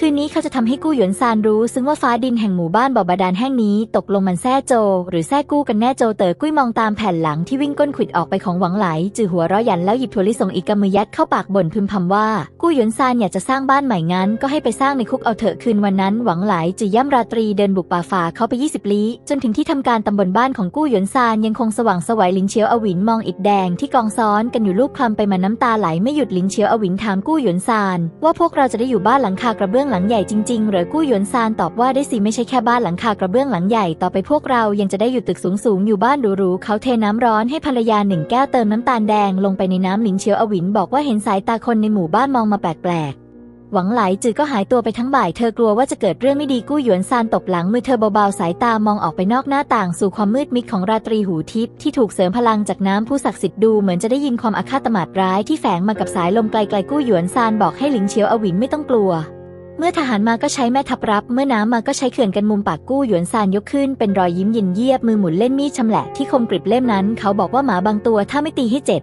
มันก็ไม่จำครั้งนี้เขาจะถือโอกาสยืมมือทางการกวาดล้างไอ้พวกผีเปรตเหล่านี้ให้สิ้นซากไปสักทีเดียวท้องฟ้าเพิ่งจะสางไก่ในหมู่บ้านบ่อบาดาลแห้งยังไม่ทันขันเสียงเครื่องยนต์มอเตอร์ไซค์ที่แสบแก้วหูก็ดังสนั่นทะลวงความเงียบสงบเสียงดังเหมือนเพิ่งแตกรังแฝงไปด้วยกลิ่นอายแห่งความตายแทรกทะลุผ่านม่านหมอกยามเช้าอันบางเบากู้หยวนซานเพิ่งจะตื่นกำลังถืออ่างล้างหน้าแปรงฟันอยู่ที่ลานบ้านประตูเหล็กบานใหญ่ที่ยังไม่ได้ติดตั้งดีก็ถูกใครบางคนถีบเปิดออกเสียงดังสนั่นลั่นทุ่งแรงสั่นสะเทือนทำเอาดินบนกำแพงร่วงกราวลงมาจากนั้นรถมอเตอร์ไซค์พ่วงข้างสลักอักษรตำรวจ2 คันแฝงไปด้วยกลิ่นน้ำมันเบนซินฉุนจมูกก็พุ่งพรวดเข้ามาในลานบ้านทันที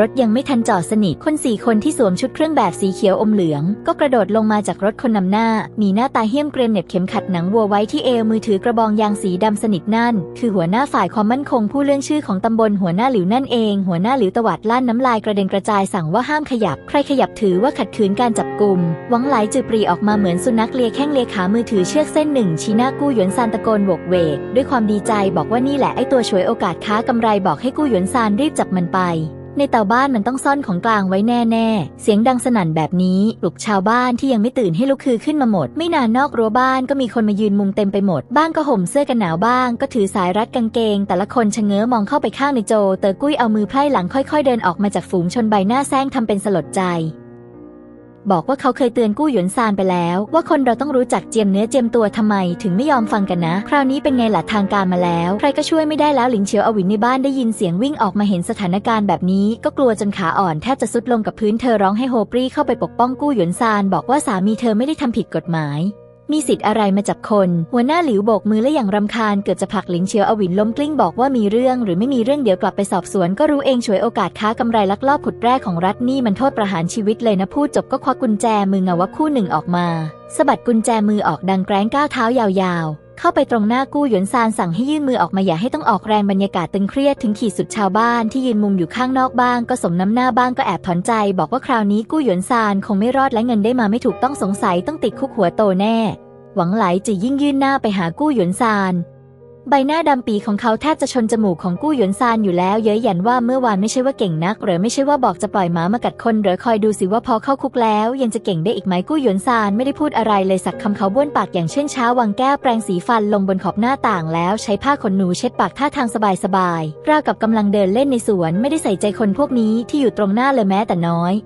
เขาหันกลับมามองหัวหน้าหลิวอย่างเย็นชาสายตาสงบนิ่งราวกับบ่อน้ำไร้คลื่นแต่กลับลึกล้ำจนยังไม่ถึงกู้หยวนซานเอ่ยปากแล้วเสียงเรียบเฉยแต่หนักแน่นคนบ้านต้องมีหมายค้น2อย่างนี้ก็ไม่มีจะมาใส่กุญแจมือเขาด้วยคำพูดพลอยๆ ของหวังหลายจือคนเดียวเนี่ยนะข้าราชการอย่างพวกคุณเบ่งอำนาจกันเกินไปหน่อยหรือเปล่าหัวหน้าหลิวอึ้งไปเลยยุคสมัยนี้ชาวบ้านเห็นคนใส่เครื่องแบบมีใครบ้างที่ไม่กลัวจนฉี่ราดไอ้หนุ่มนี่กล้ามาอ้างกฎหมายกับเขาเหรอหัวหน้าหลิวรู้สึกว่าตัวเองถูกหยามโกรธจนหน้าดำหน้าแดงตวาดลั่นว่าเขาเนี่ยแหละหมายค้นในละแวก10 ลี้ 8 ลี้แถวนี้เขาบอกว่ากู้หยวนซานเป็นพวกฉวยโอกาสค้ากำไรกู้หยวนซานก็ต้องเป็นพวกฉวยโอกาสค้ากำไรสั่งลูกน้องให้ใส่กุญแจมือถ้ากล้าขัดขืนก็อย่าหาว่าไม่เกรงใจลูกน้อง2 คนปรีเข้ามาทันทีจะจับกดไหล่กู้หยวนซานไว้หลินเฉียวอวินหลับตาลงอย่างสิ้นหวังในจังหวะที่กุญแจมือเย็นเฉียบกำลังจะแตะโดนข้อมือกู้หยวนซานพอดีเสียงแต่รถยนต์ที่ทั้งทุ้มต่ำหนักแน่นและแฝงไปด้วยอำนาจอันยิ่งใหญ่ก็ดังลั่นขึ้นมาด้านหลังทุกคนอย่างกระทันหันเสียงนี้ไม่แหบพร่าเหมือนรถไถและไม่แหลมแสบแก้วหูเหมือนมอเตอร์ไซค์แต่แฝงไปด้วยความน่าเกรงขามทำเอาหัวใจคนฟังเต้นระรัวทุกคนหันกลับไปมองตามสัญชาตญาณเห็นเพียงฝุ่นสีเหลืองตลับอวนเป็นทางยาวบนถนนดินแคบๆหน้าหมู่บ้านรถจี๊ปหลังคาผ้าใบสีเขียวขี้ม้าคันหนึ่งแล่นมาดูดจ้อศูนย์เหล็กคำรามลั่นตรงเข้ามาในยุคสมัยนี้รถจี๊ปแบบนี้มันคือสัญลักษณ์ของอำนาจต้องเป็นระดับผู้นำระดับอำเภอหรือสูงกว่าถึงจะมีสิทธิ์ได้นั่งรถจี๊ปปาดโค้งอย่างสวยงามมาจอดเทียบหน้าบ้านกู้หยวนซานพอดีกันชนหน้าขนาดมหึมาเกือบจะชนท้ายหัวหน้าหลิวเข้าให้หัวหน้าหลิวกระโดดหลบไปข้างๆเกือบจะล้มหัวขมำประตูรถเปิดออกรองเท้าบูทตะหนังวัวเงาวักคู่หนึ่งย่างลงมาบนพื้นก่อนจากนั้นชายชราสวมชุดจงซาน4 กระเป๋าผมงอกขา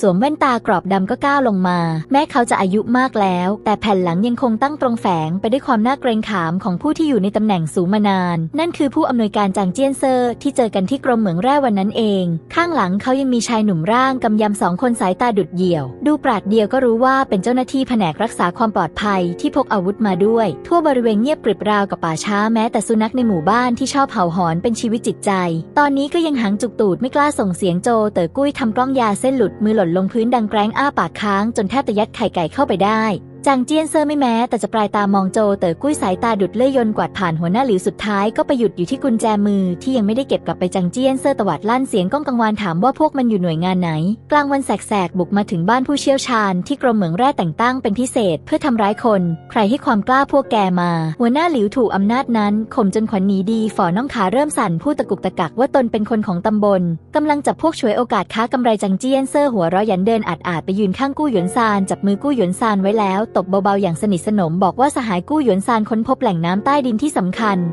ช่วยแก้ปัญหาเฉพาะหน้าให้กับโครงการสำรวจระดับชาติที่สำคัญนี่ถือเป็นความดีความชอบอย่างยิ่งเขาหยิบจดหมายแต่งตั้งสีแดงสดปั๊มตราทองคำออกมาจากกระเป๋าเอกสารหนังแท้อย่างพิถีพิถันพร้อมกับใบประกาศเกียรติคุณที่ประทับตราแดงฉานเขายื่นจดหมายแต่งตั้งใส่มือกู้หยวนซานอย่างแรงท่าทางเหมือนกำลังตบหน้าใครบางคนนี่คือจดหมายแต่งตั้งที่ออกร่วมกันโดยทีมสำรวจธรณีวิทยาจังหวัดและกรมเหมืองแร่ชิงซานแต่งตั้งสหายกู้หยวนซานเป็นพิเศษให้ดำรงตำแหน่งผู้นำทางสำรวจแร่ได้รับสิทธิประโยชน์เทียบเท่าข้าราชการสายวิทยาศาสตร์และเทคโนโลยีจางเจี้ยนเซอร์หันกลับมาสายตาเย็นเยียบจ้องมองหวังไหลจือที่ล้มกองอยู่บนพื้นบอกว่าส่วนเงินสกปรกที่พวกมันพูดถึงนั่นเป็นเงินรางวัลที่องค์กรอนุมัติให้เป็นพิเศษแก่สหายกู้หยวนซาน2ถามว่าพวกมันที่ตำบลคิดจะยึดเงินรางวัลกันเลยหรือจะกอกบทกันหรือไงคำพูดเหล่านี้แต่ละคำดังราวกับสายฟ้าฟาดผ่าเปรี้ยงลงมาจนหัวสมองทุกคนอื้ออึงไปหมดทีมธรณีวิทยาระดับจังหวัดกรมเหมืองแร่ศิษย์ข้าราชการวิทยาศาสตร์แต่ละคำเหมือนภูเขาขนาดมหึมากดทับโจเต๋อกุ้ยกับหัวหน้าหลิวจนหายใจไม่ออกหัวหน้าหลิวหน้าถอดสีเหงื่อเย็นผุดขึ้นเต็มหน้าผากเหงื่อไหลซึมเปียกชุ่มแผ่นหลังทันทีสวยแล้วไปเตะเข้าให้แล้วแถมยังเป็นตะเล็กร้อนซะด้วยหัวหน้าหลิวตัวสั่นงันงกซ่อนกุญแจมือไว้ข้างหลังฝืนยิ้มออกมาจนดูแย่ยิ่งกว่าร้องไห้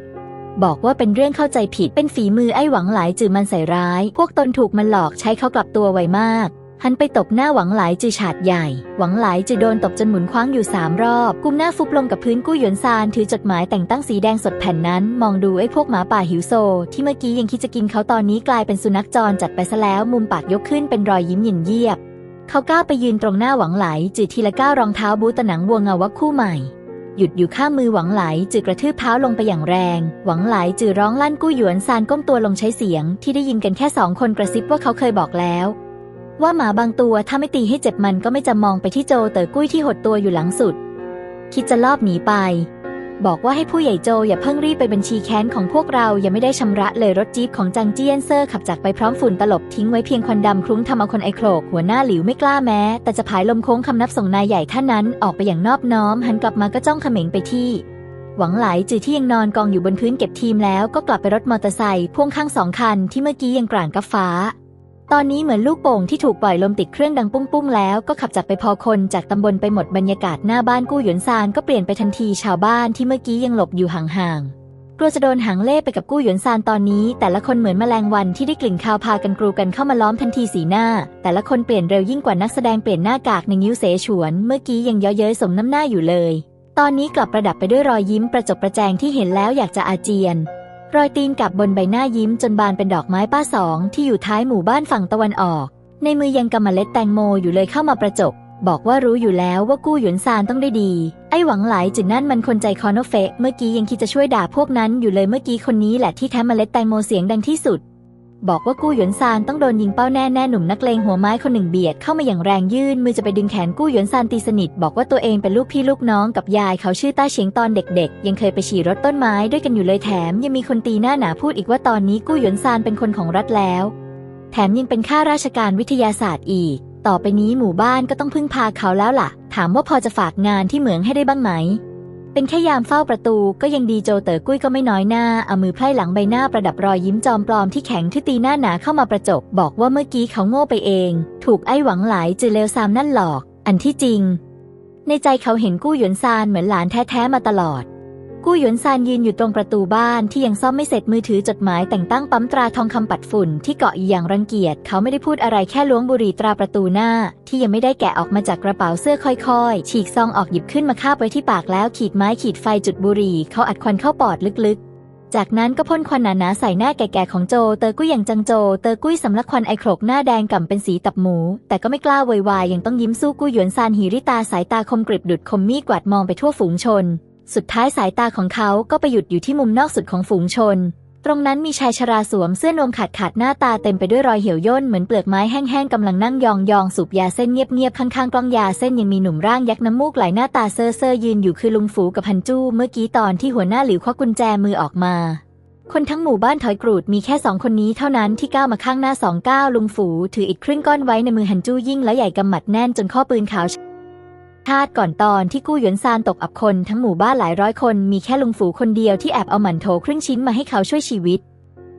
มีแค่ฮันจู้เท่านั้นที่ตอนเขาถูกหวังไหลจิทุบตีจนปางตายแล้วไอ้ทึมคนนี้ก็พุ่งเข้ามาช่วยรับไม้แทนเขาตั้ง3 ทีกู้หยวนซานกวักมือเรียกบอกให้ลุงฝูกับฮันจู้เข้ามาหาเสียงไม่ดังนักแต่กลับดังชัดเจนท่ามกลางเสียงจอแจของฝูงชนลุงฝูอึ้งไปเล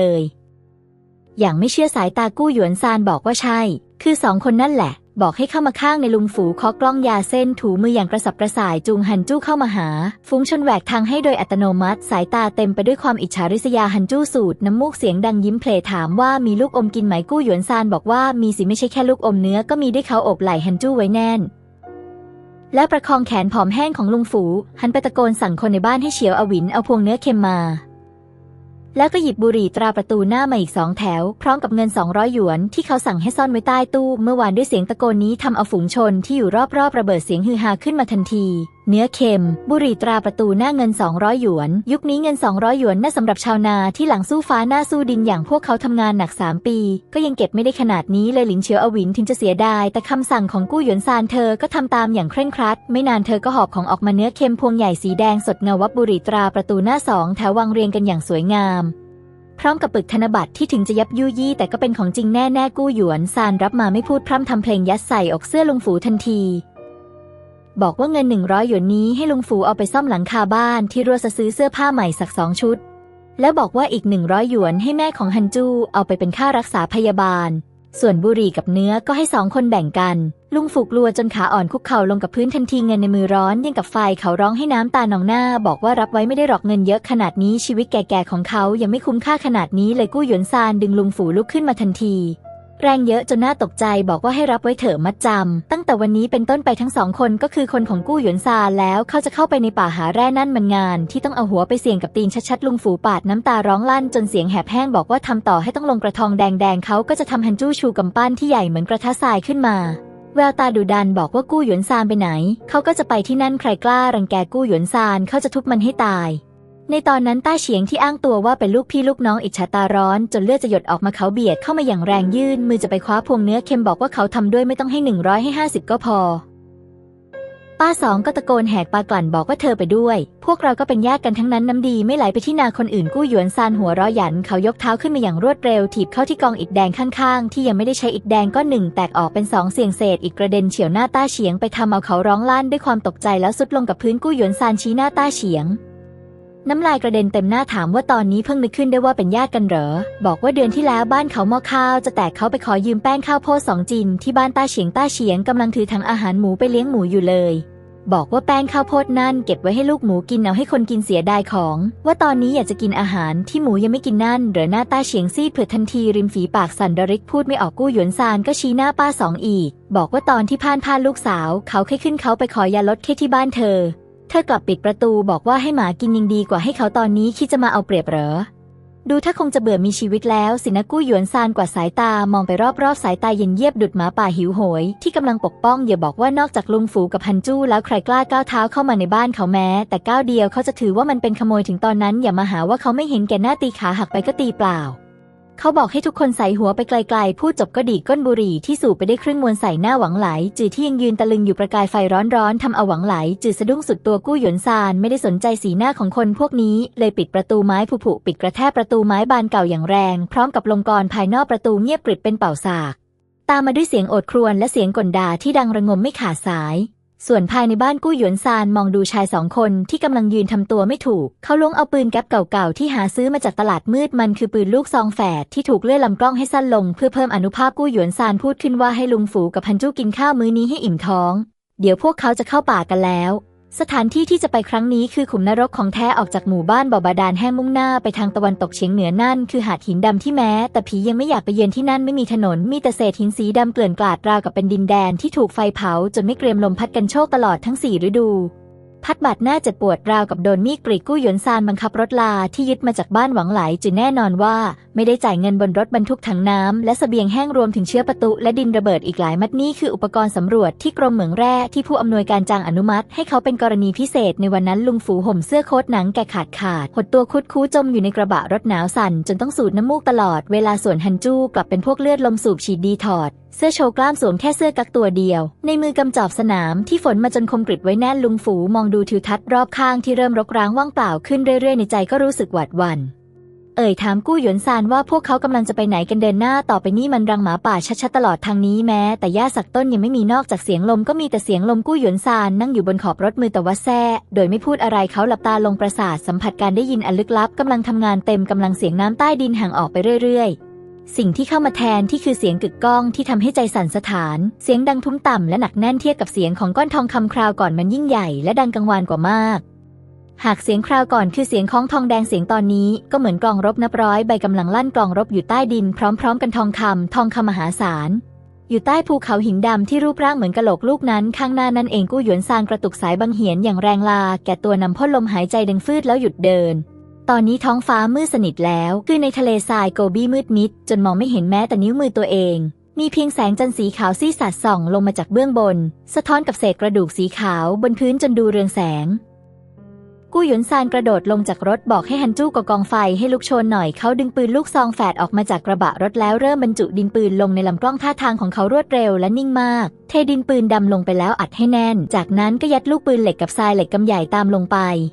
สุดท้ายใช้เศษผ้าอุดปากกระบอกปืนไว้ปืนกระบอกนี้ถ้ายิงออกไปในระยะ10 เมตรต่อให้เป็นเทพเซียนก็ช่วยไม่ทันลุงฝูตัวสั่นงันงกเดินไปเก็บกิ่งหลิวแดงแห้งๆมาก่อกองไฟเปลวไฟเต้นเร่าพอจะช่วยขับไล่ความหนาวเหน็บไปได้บ้างทั้ง3 คนนั่งล้อมวงรอบกองไฟแทบแผ่นแป้งแห้งๆที่แข็งเป็นหินทันใดนั้นกู้หยวนซานก็หยุดชะงักตอนกำลังเคี้ยวแผ่นแป้งหูของเขาขยับเล็กน้อยภายใต้เสียงสะท้อนทุ้มต่ำของแร่ทองคำในหัวจู่ๆก็มีเสียงฝีเท้าเล็กๆดังกรอบแกรบถี่รัวแทรกเข้ามานั่นคือเสียงอุ้งเท้าสัตว์เหยียบลงบนกรวดหินเบามากแต่มีจำนวนมหาศาลดังมาจากทุกทิศทุกทางกู้หยวนซานค่อยๆกลืนแผ่นแป้งในปากลงคอกดเสียงให้ต่ำที่สุดแฝงไปด้วยจิตสังหารสั่งให้พวกเขาทั้งสองเลิกกินคว้าอาวุธขึ้นมาแล้วยืนหันหลังชนกันลุงฝูชะงักถามว่าเกิดอะไรขึ้นกู้หยวนซานตอบสั้นๆคำเดียวว่าหมาป่าเขายกปืนลูกซองแฝดขึ้นประทับในมือนิ้วหัวแม่มือค่อยๆง้างนกสับขึ้นเกิดเสียงดังกริ๊กเบาๆสิ้นเสียง ในความมืดก็มีดวงตาสีเขียวคู่หนึ่งสว่างวาบขึ้นมาราวกับโคมไฟดวงเล็กๆตามด้วยคู่ที่2คู่ที่3คู่ที่10อาศัยแสงสลัวๆจากกองไฟทำให้พอมองเห็นว่าในความมืดมิดรอบตัวนั้นเต็มไปด้วยเงาสีเทาราวๆจำนวนนับไม่ถ้วนนั่นคือฝูงหมาป่าทะเลทรายโกบี้แต่ละตัวผอมโซจนหนังหุ้มกระดูกแยกเขี้ยวเหลืองอ่อยน้ำลายเหนียวหนืดไหลยืดเต็มปากพวกมันหิวจนคลุ้มคลั่งแล้วในสถานที่ที่แม้แต่นกยังไม่มาขี้ใส่แบบนี้คนเป็นๆตัวโตๆ3 คนกับลาอีก1 ตัวนี่มันงานเลี้ยงฉลองปีใหม่ชัดๆเสียงเห่าหอนแหลมยาวดังขึ้นบนโขดหินใหญ่ฝั่งตรงข้ามจู่ๆหมาป่าจะฝูงตัวใหญ่ยักษ์ก็กระโจนออกมาเจ้านี่น้ำหนักไม่ต่ำกว่า100 จินแน่ๆขนที่คอตั้งชันฟูฟ่องดูเหมือนสิงโตมันไม่มีการหยั่งเชิงเลยสักนิดถีบขาหลังส่งแรงพุ่งทะยานราวกับสายฟ้าสีเทาตรงดิ่งเข้าขย้ำลุงฝูที่ดูอ่อนแอที่สุดลุงฝูกใจจนขวัญหนีดีฝ่อจอบสนามในมือร่วงหลุดหล่นลงพื้นเสียงดังแกร้งทั้งร่างอ่อนปวกเปียกซุดลงกับพื้นลืมแม้กระทั่งจะวิ่งหนีปากกว้างแดงฉานที่มาพร้อมกลิ่นคาวเลือดกำลังจะงับเข้าที่คอของลุงฝูอยู่รอมรอบในวินาทีความเป็นความตายนั้นเองเสียงระเบิดดังกึกก้องสั่นสะเทือนไปทั่วทั้งทะเลทรายโกบี้ปืนลูกซองแฝดในมือของกู้หยวนซานพ่นตัวไฟยาวกว่า1 เมตรออกมาควันขาวทึบพวยพุ่งกระจายในพริบตาหมาป่าจะฝูงที่ลอยอยู่กลางอากาศถูกทรายเหล็กและลูกปืนเหล็กยิงเข้าใส่อย่างจังในระยะประชิดตายคาที่ทันทีศพของหมาป่าจะฝูงลอยตามแรงเฉื่อยกระแทกเข้ากับร่างลุงฝูอย่างจังของเหลวร้อนระอุสาดกระเซ็นเต็มหน้าลุงฝูโดนกระแทกเข้าอย่างแรงร้องเสียงหลงด้วยความเจ็บปวดร้าวเสียงปืนและการตายของจะฝูงทำให้ฝูงหมาป่าเกิดความปั่นป่วนขึ้นชั่วขณะพวกมันหางจุกตูดถอยร่นไป2-3 ก้าวส่งเสียงขู่คำรามต่ำในลำคอแต่ก็ไม่ได้ล่าถอยไปไหนกลับยิ่งคลุ้มคลั่งหนักกว่าเดิมเพราะกลิ่นเลือดของพวกเดียวกันกู้หยวนซานกระชากคอเสื้อดึงลุงฝูขึ้นมาจากพื้นตะโกนเสียงดังประดุจฟ้าร้องสั่งให้กลาหลิกโวยวายสั่งให้ฮันจู้คอยคุ้มกันลุงฝูอย่าให้ฝูงหมาป่าไล่ต้อนจนแตกกลุ่มได้เวลานี้กู้หยวนซานเต็มไปด้วยรังสีอำมหิตเขาสะพายปืนลูกซองที่ยิงหมดแม็กแล้วไว้ด้านหลังพลิกมือคว้าจอบสนามที่คมกริบเล่มนั้นขึ้นมายืนตระหง่านอยู่หน้าสุดราวกับเทพสงครามผู้ไร้พ่ายกู้หยวนซานตะโกนลั่นใครไม่อยากตายก็วิ่งตามเขาไปที่ภูเขาหินดำนั่นตรงนั้นมีถ้ำอยู่หูของกู้หยวนซานได้ยินชัดเจนแจ่มแจ้งห่างออกไป500 เมตรตรงกลางภูเขาหินดำนั่นมีช่องลมอยู่ช่องหนึ่งเสียงลมพัดดังอู้แถมยังมีเสียงสะท้อนแสดงว่าข้างในเป็นพื้นที่กว้างใหญ่มากและมีทางเข้าเพียงทางเดียวแค่รักษาปากถ้ำนั้นไว้ได้อย่าว่าแต่หมาป่าไม่กี่10 ตัวเลย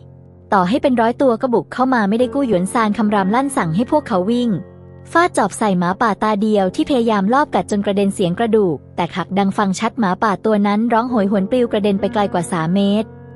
กระดูกสันหลังหักสะบั้นในทันทีคน3 คนกับลาอีก1 ตัววิ่งหนีตายสุดชีวิตมุ่งหน้าไปที่ภูเขาหินดำฝูงหมาป่าได้สติก็แห่กันกระโจนตามมาเป็นคลื่นทะลักฮันจู้เริ่มร้อนรนถึงเขาจะซื่อบื้อแต่ก็พละกำลังมหาศาลหมาป่าตัวหนึ่งงับเข้าที่ขากางเกงนวมของเขาไม่สนใจดีเลยสักนิดเงื้อจอบสนามในมือขึ้นสับเข้าที่หัวหมาป่าอย่างจังคมจอบสับลึกเข้าไปในกะโหลกของมัน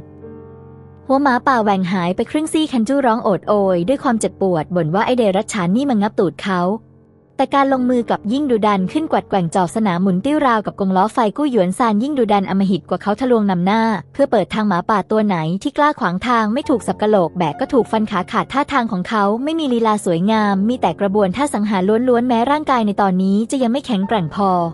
แต่ความเหี้ยมเกรียมที่แผ่ออกมาจากสัญชาตญาณลึกๆทำเอาฝูงหมาป่าพากันหวาดหวั่นอาศัยแสงจันทร์กู้หยวนซานมองเห็นปากถ้ำมืดสนิทที่อยู่ตรงกลางเขาตะโกนลั่นถึงแล้วอยู่นั่นไงฮันจู้โยนลุงฝูเข้าไปก่อนเลยฮันจู้คว้าตัวลุงฝูขึ้นมาโยนเข้าไปในถ้ำประหนึ่งโยนกระสอบป่านตามด้วยเจ้าลาแก่เจ้าลาก็รักชีวิตเป็นเหมือนกันมันตะกุยตะกายแทรกตัวเบียดเข้าไปในซอกหินฮันจู้ยืนอยู่ปากถ้ำตะโกนเรียกให้กู้หยวนซานรีบเข้ามากู้หยวนซานหันขอบมองดูฝูงหมาป่าที่เล็กกวดมาติดมุมปากใส่ยายิ้มอำมหิตล้วงเอาเชื้อประตูขึ้นมาจากกระเป๋า1 แท่งขีดเข้ากับโขดหินครุกระอย่างแรงสายชนวนก็เกิดประกายไฟสว่างวาบทันทีกู้หยวนซานพูดว่าแจกประทัดลูกยักษ์ให้พวกแกหน่อยละกันแล้วโยนระเบิดใส่กลางวงจุดที่หมาป่าชุกชุมที่สุดหันหลังพุ่งสไลด์ตัวมุดเข้าปากถ้ำไปอย่างพลิ้วไหวราวกับปลา3 วินาทีให้หลังเสียงระเบิดดังกึกก้องกำปนาทที่นอกถ้ำแผ่นดินไหวสะเทือนซากศพแหลกเหลวปลิวว่อนตามมาด้วยเสียงโหยหวนอันน่าเวทนาของหมาป่านับไม่ถ้วนโลกทั้งใบเหมือนจะเงียบสงบลงในพริบตาในถ้ำลุงฝูกับฮันจู้นอนหมอบเอามือกุมหัวอยู่บนพื้นหูอื้ออึงไปหมดกู้หยวนซานเย็นตัวลุกขึ้นจากพื้นปัดฝุ่นตามเสื้อผ้าถมน้ำลายปนเลือดออกมาอึกหนึ่งเอาละปลอดภัยแล้วเขาควักไฟฉายออกจากอกเสื้อกดเปิดลำแสงสว่างจ้าสาดทะลวงความมืดมิดในถ้ำทันทีที่มองเห็นภาพเบื้องหน้าชัดเจนมือของกู้หยวนซานก็ถึงกับสั่นสะท้านอย่างห้ามไม่อยู่นี่มันใช่ถ้ำซะที่ไหนล่ะนี่มันถ้ำหินปูนธรรมชาติขนาดยักษ์ชัดๆและบนผนังหินของถ้ำตลอดจนบนพื้นล้วนเต็มไปด้วยแร่สีทองหม่นๆเรียงรายอัดแน่นเปล่งประกายเย้ายวนใจเมื่อกระทบกับแสงไฟฉาย โดยเฉพาะบนเพดานถ้ามีสายแร่สีทองคดเคี้ยวเลื้อยพันราวกับมังกรสว่างจ้าเสียจนแทบจะทำให้ตาบอดฮันจู้อ้าปากค้างน้ำลายยืดหยดแหมะลงพื้นหันไปถามกู้หยวนซานว่านี่มันทองคำใช่ไหมพี่กู้หยวนซานสูดลมหายใจเข้าลึกๆข่มหัวใจที่เต้นรัวอย่างบ้าคลั่งเอาไว้เขาเดินเข้าไปหยิบก้อนหินขึ้นมาก้อนหนึ่งเอาฟันกัดลงไปเต็มแรงมันนิ่มทองคำบริสุทธิ์ที่มีความบริสุทธิ์สูงมากระเบิดลูกนี้ไม่เพียงแต่จะเป่าฝูงหมาป่าจนปลิวกระจุยแต่ยังระเบิดเปิดภูเขาทองคำขนาดยักษ์ออกมาด้วยกู้หยวนซานหันขวับมองดูน้องชายทั้งสองที่ยืนอึ้งเป็นไก่ตาแตกฉีกยิ้มกว้างเผยให้เห็นฟันขาวจั๊วใช่และงานนี้พวกเขารวยเล็กของจริงแล้วภายในถ้ำหินปูนเงียบสงบจนได้ยินแต่เสียงหัวใจเต้นของคนทั้งสามไฟฉายในมือลุงฝูที่สั่นเป็นเจ้าเข้าส่องลำแสงสายไปมาบนผนังถ้ำส่องไปทางไหนก็เจอแต่ประกายแสงสีทองอร่ามสะท้อนกลับมานั่นไม่ใช่ทองชุบและไม่ใช่ผงทองแต่มันคือทองคำบริสุทธิ์ก้อนเบ้อเริ่มขนาดเท่าแง่งขิงที่ฝังตัวอยู่ตามซอกหินลุงฝูเข่าอ่อนสุดหวบลงไปกองกับพื้นสองมือสั่นเท้ายื่นไปลูบคลำก้อนหินพวกนั้นพอแต่โดนก็รีบชักมือกลับราวกับโดนของร้อนแต่แล้วก็ชักมือกลับอยู่ซ้ำๆลุงฝูเสียงสั่นเครือพูดว่านี่มันตั้งเท่าไหร่กันเนี่ยแล้วถามพวกเขาสองคนว่านี่พวกเรามาขุดเจอคลังสมบัติของเทพมังกรหรือเปล่าเนี่ยกู้หยวนซานไม่ตอบอะไรเขาคาบไฟฉายไว้ในปากเพื่อให้สองมือว่างล้างเนื้อจอบสนามที่ยังมีคราบเลือดหมาป่าติดอยู่ขึ้นมาสับฉับเข้าที่แร่ทองคำก้อนที่ปูดนูนออกมาประกายไฟแลบวาบแร่ก้อนขนาดเท่ากำปั้นร่วงหลุดออกมาทันทีตกกระทบพื้นส่งเสียงดังกึกทุ้มๆกู้หยวนซานเก็บมันขึ้นมาเอาแขนเสื้อเช็ดคราบฝุ่นออกประกายสีทองเหลืองอร่ามสว่างจ้าจนแสบตาในความมืดมิดก้อนนี้อย่างน้อยก็มีทองคำผสมอยู่กว่า 80% นี่มันทองคำบริสุทธิ์ชัดๆกู้หยวนซานโยนแร่ก้อนนั้นใส่ตักลุงฝูร้องโอยออกมาคำหนึ่งกู้หยวนซานตะโกนอย่ามัวแต่อึ้งลงมือเร็วเข้ากู้หยวนซานสั่งฮันจู้ให้ไปเอากระสอบป่านบนรถลาเข้ามาให้หมดเราจะโกยเฉพาะก้อนหินเปล่งแสงแยงตาพวกนี้ในรถลาผุๆของเราคงบรรทุกได้ไม่เยอะคัดแต่ของแพงๆโกยใส่กระสอบให้หมดฮันจู้ฉีกยิ้มกว้างจนปากแทบจะฉีกถึงรูหูความเหนื่อยล้าหายเป็นปลิดทิ้งกวัดแกว่งจอบสนามทำงานจนเกิดเสียงลมดังขวับทั้งสามคนราวกับหนูตกถังข้าวสารภายในถ้ำหินปูนที่ตัดขาดจากโลกภายนอกแห่งนี้พวกเขาโหมทำงานอย่างบ้าคลั่งตลอดวันตลอดคืนหิวก็แทบแผ่นแป้งแข็งๆ 2-3 คำกระหายน้ำก็หมอบดื่มน้ำหวานจากแม่น้ำใต้ดินจนกระทั่งรถลาคันเก่าที่ยืมมาถูกแร่ทองคำหนักอึ้งกดทับจนเพลารถส่งเสียงลั่นเอียดอาร์ตเหมือนกำลังร้องโอดครวญลาแกเหนื่อยหอบพ่นลมดังฟืดฟาดยืนกรานไม่ยอมขยับก้าวกู้หยวนซานถึงยอมตะโกนบอกให้หยุดพอแค่นี้แหละขืนใส่เพิ่มอีกรถได้พังแน่เขาสั่งให้ปิดปากถ้ำให้มิดชิดและทำเครื่องหมายเอาไว้ที่เหลือรอบหน้าค่อยขับรถบรรทุกคันใหญ่มาขนกลับเมืองกู้หยวนซานไม่ได้ให้ขับรถกลับหมู่บ้านบ่อบาดาลแห้งแร่ทองคำบริสุทธิ์หลายร้อยจิงกองนี้ถ้าขนกลับหมู่บ้านนั้นไม่ใช่การอวดรวยหรอกแต่เป็นการหาเรื่องใส่ตัวชัดๆเขาบังคับรถลามุ่งหน้าไปที่กรมเหมืองแร่ชิงซานตลอดคืนด้วยเส้นสายระดับบิ๊กเบิ้มของผู้อำนวยการจางบวกกับแร่ทองคำคุณภาพสูงเต็มคันรถที่ทำเอาผู้อำนวยการห้องแลบถึงกับทำแว่นตาหล่นแตกทันทีที่ได้เห็นทุกอย่างจึงลุล่วงไปได้อย่างราบรื่นแร่ล็อตนี้กู้หยวนซานไม่ได้ขอรับเป็นเงินสดแต่ขอแลกเปลี่ยนโดยตรงกับกรมเหมืองแร่เป็นข้าวของเครื่องใช้และทีมรถขนส่ง3 วันต่อมาแดดที่หมู่บ้านบ่อบาดาลแห้งยังคงร้อนระอุใต้ต้นหลิวใหญ่หน้าหมู่บ้านพวกป้าหลายคนกำลังนั่งหดตัวอาบแดดกันอยู่ริมกำแพงมือเย็บพื้นรองเท้าปากก็นินทากู้หยวนซานไปพลางบางคนบอกว่ากู้หยวนซานเข้าป่าไปตั้ง5 วันแล้วทำไมถึงเงียบกริบไร้วี่แววแบบนี้บางคนบอกว่าหาดหินดำนั่นมันใช่ที่คนไปกันซะที่ไหนหมาป่าเยอะยิ่งกว่าหมาบ้านป่านนี้คงกลายเป็นอาหารหมาป่าไปแล้วมั้งบางคนก็บอกว่าหมอนั่นอยากรวยจนเสียสติไปแล้วถึงขั้นเอาชีวิตไปทิ้งหวังไหลจือที่นั่งสูบยาเส้นอยู่ข้างๆได้ยินเขาก็หัวเราะฮือๆอย่างชั่วร้ายเผยให้เห็นฟันเหลืองอ๋อยพูดว่าตายซะได้ก็ดีถ้ามันตายหลักก็บ้านอิฐหลังใหม่พวกนั้นก็ต้องตกเป็นสมบัติของหมู่บ้านแง่ๆสิ้นเสียงจู่ๆพื้นดินก็เกิดอาการสั่นไหวเล็กน้อยตอนแรกเป็นแค่แรงสั่นสะเทือนเบาๆคล้ายกับมีกองทัพม้านับหมื่นกำลังควบตะบึงอยู่ไกลๆแต่แล้วแรงสั่นนั้นก็เริ่มรุนแรงขึ้นเรื่อยๆจนแม้แต่เศษดินบนกำแพงก็ยังร่วงกราวลงมาชายแก่คนหนึ่งลุกพรวดขึ้นด้วยความตื่นตระหนกกล้องยาสูบในมือสั่นระริกเอ่ยปากถามว่ามังกรปัทภีพลิกตัวหรือเปล่าเนี่ยวินาทีถัดมาที่ปลายถนนลูกรังหน้าหมู่บ้านซึ่งปกติแม้แต่รถแทรกเตอร์ยังวิ่งลำบากก็มีฝุ่นควันพวยพุ่งขึ้นมาราวกับมังกรเหลืองทะยานฟ้าจู่ๆบดบังแสงอาทิตย์จนมิดย้อมท้องฟ้าไปกว่าครึ่งจนกลายเป็นสีเหลืองขุ่นเสียงเครื่องยนต์ดังสนั่นหวั่นไหวเคลื่อนตัวเข้ามาดุดเสียงฟ้าร้องคลื่นสั่นสะเทือนจนหัวใจผู้คนแทบจะหลุดออกมานอกอกท่ามกลางสายตาที่ตื่นตะลึงและหวาดกลัวของทุกคนรถบรรทุกยี่ห้อเจี๋ยฟ้างสีเขียวขี้ม้าคันหนึ่งวิ่งทะลวงฝุ่นควันออกมาอย่างเกรี้ยวกราดล้อยางขนาดมหึมาที่แต่ละล้อสูงยิ่งกว่าหัวคนบดขยี้หลุมบ่อบนถนนพร้อมปั่นฝุ่นเหลืองฟุ้งกระจายอย่างโอหังนี่ยังไม่หมดแค่นี้ข้างหลังยังมีคันที่2ตามมาคันที่3คันที่4รถบรรทุกหนักรวมแล้วถึง10 คันเต็ ต็มรถทุกคันบรรทุกของมาจนล้นกระบะแม้ด้านบนจะคลุมด้วยผ้าใบผืนหนาแต่ก็ยังดูออกว่าข้างในอัดแน่นไปด้วยข้าวของและผู้นำขบวนคือรถจี๊ปที่ติดป้ายทะเบียนสีแดงคันหนึ่งขบวนยิ่งใหญ่แบบนี้หมู่บ้านบ่อบาดาลแห้งไม่เคยพบเคยเห็นมาเป็นร้อยปีอย่าว่าแต่ผู้ใหญ่บ้านโจเต๋อกุ้ยเลยต่อให้นายอำเภอลงพื้นที่มาตรวจงานเมื่อตอนนั้นก็มีแค่รถจี๊ป2 คันแค่นั้นและใครจะเคยเห็นกองทัพรถบรรทุกเหล็กกล้าแบบนี้กันขบวนรถไม่ได้ชะลอความเร็วเลยสักนิดมุ่งตรงไปยังหน้าบ้านกู้หยวนซานที่อยู่ทางทิศตะวันออกของหมู่บ้านแนวรั้วที่ยังสร้างไม่เสร็จดีพวกนั้นจึงถูกล้อรถบดขยี้แบนแตกแต่อย่างง่ายดายราวกับเหยียบมดตายสักตัวเมื่อขบวนรถจอดสนิทประตูรถจี๊ปก็เปิดออกกู้หยวนซานสวมเสื้อโค้ททหารปกขนสัตว์ตัวใหม่เอี่ยมสวมแว่นตากันแดดส่งนักบินสวมรองเท้าหนังวัวหัวโตกระโดดลงมาจากรถด้านหลังเขาลุงฟูกับฮันจู้ก็เปลี่ยนชุดใหม่เอี่ยมตั้งแต่หัวจรดเท้าในมือของฮันจู้อุ้มวิทยุซานซิสเตอร์ไว้แน่นกำลังฉีกยิ้มกว้างอย่างซื่อๆกู้หยวนซานดึงแว่นดำลงมาเล็กน้อยตวัดมือสั่งการเอาของลงได้ท้ายรถบรรทุกทั้ง10 คันถูกปลดลงพร้อมกันทันทีที่ผ้าใบคลุมถูกเปิดออกชาวบ้านที่มุงดูอยู่ถึงกับเบิกตาโพลงจนตาแทบถลนเต็มไปด้วยแป้งสาลีขาวจั๊วเป็นแป้งฟู่เฉียงเกรดพรีเมียมทั้งหมดกองพะเนินเป็นภูเขาย่อมคันที่2หมูชำแหละเป็นซีกสีแดงสลับขาวสะท้อนแสงแดดเป็นมันเงากันด้วยสายตาไม่น่าต่ำกว่า20 ตัวคันที่3รถจักรยานยี่ห้อไฟเกอร์ใหม่เอี่ยมมีทั้งหมด5 คันและยังมีจักรเย็บผ้ายี่ห้อผีเสื้ออีก3หลังคนทั้งหมู่บ้านยืนอึ้งเป็นไก่ตาแตกโจเต๋อก็ยืนอยู่ท่ามกลางฝูงชนมองดูรถบรรทุกข้าวของคันแล้วคันเล่ากล้องยาสูบในมือร่วงหล่นลงมาใส่หลังเท้าโดนลวกจนพองเป็นตุ่มน้ำใสความเจ็บปวดทำเอาเขาสะดุ้งเฮือกแต่กลับร้องไม่ออกแม้แต่เดียวนี่ไม่ใช่ไปร่อนทองมาแล้วนี่มันปล้นคลังหลวงมาชัดๆหวังไหลจะยิ่งหนักกว่ากลัวจนสุดนั่งแหม่ลงกับพื้นรู้สึกอุ่นวาบที่เป้ากางเกงเขามองชุดที่กู้หยวนซานสวมใส่รู้สึกเหมือนได้เห็นยมบาลเดินดินข้าวของเต็มรถพวกนี้ต่อให้ขายทั้งหมู่บ้านบ่อบาดาลแห้งทิ้งก็ยังซื้อไม่ได้เลยกู้หยวนซานถอดแว่นดำออกแล้วแขวนไว้ที่คอเสื้ออย่างลวกๆเขาเดินไปหยุดอยู่ตรงหน้าหวังไหลจื่อที่นั่งกองอยู่บนพื้นใช้รองเท้าหนังหัวโตมันปราบคู่นั้นแต่ไปที่ขาของหวังไหลจื่อเบาๆแล้วพูดขึ้นว่าเมื่อกี้เหมือนได้ยินใครบอกว่าถ้าฉันตายละก็บ้านพวกนี้จะตกเป็นของหมู่บ้านนั้นเหรอหวังไหลจื่อกลัวจนตัวสั่นงันงกสายหัวรัวสายหัวปฏิเสธพลวันบอกว่าผมมันก็แค่หมาผายลมกู้หยวนซานแค่หัวเราะเยาะแล้วไม่สนใจหมอนี่อีกเขาหันหลังกลับตะโกนเรียกหลิงเฉียวอวินที่ยังคงยืนอึ้งอยู่ในบ้านบอกให้เธอเรียกคนมาช่วยขนของวันนี้อารมณ์ดีใครที่ไม่ได้ปากหอยปากปูนเมื่อกี้นี้มารับแป้งขาวไปเลยบ้านละ10 จินแววตาของกู้หยวนซานเย็นเยียบลงกว่าตามองไปที่ริมกำแพงตรงพวกป้าปากหอยปากปูนแล้วประกาศกล้าว่าส่วนในพวกที่ปากสุนัขแม้แต่ข้าวสารสักเม็ดก็อย่าหวังว่าจะได้ไปจากฉัน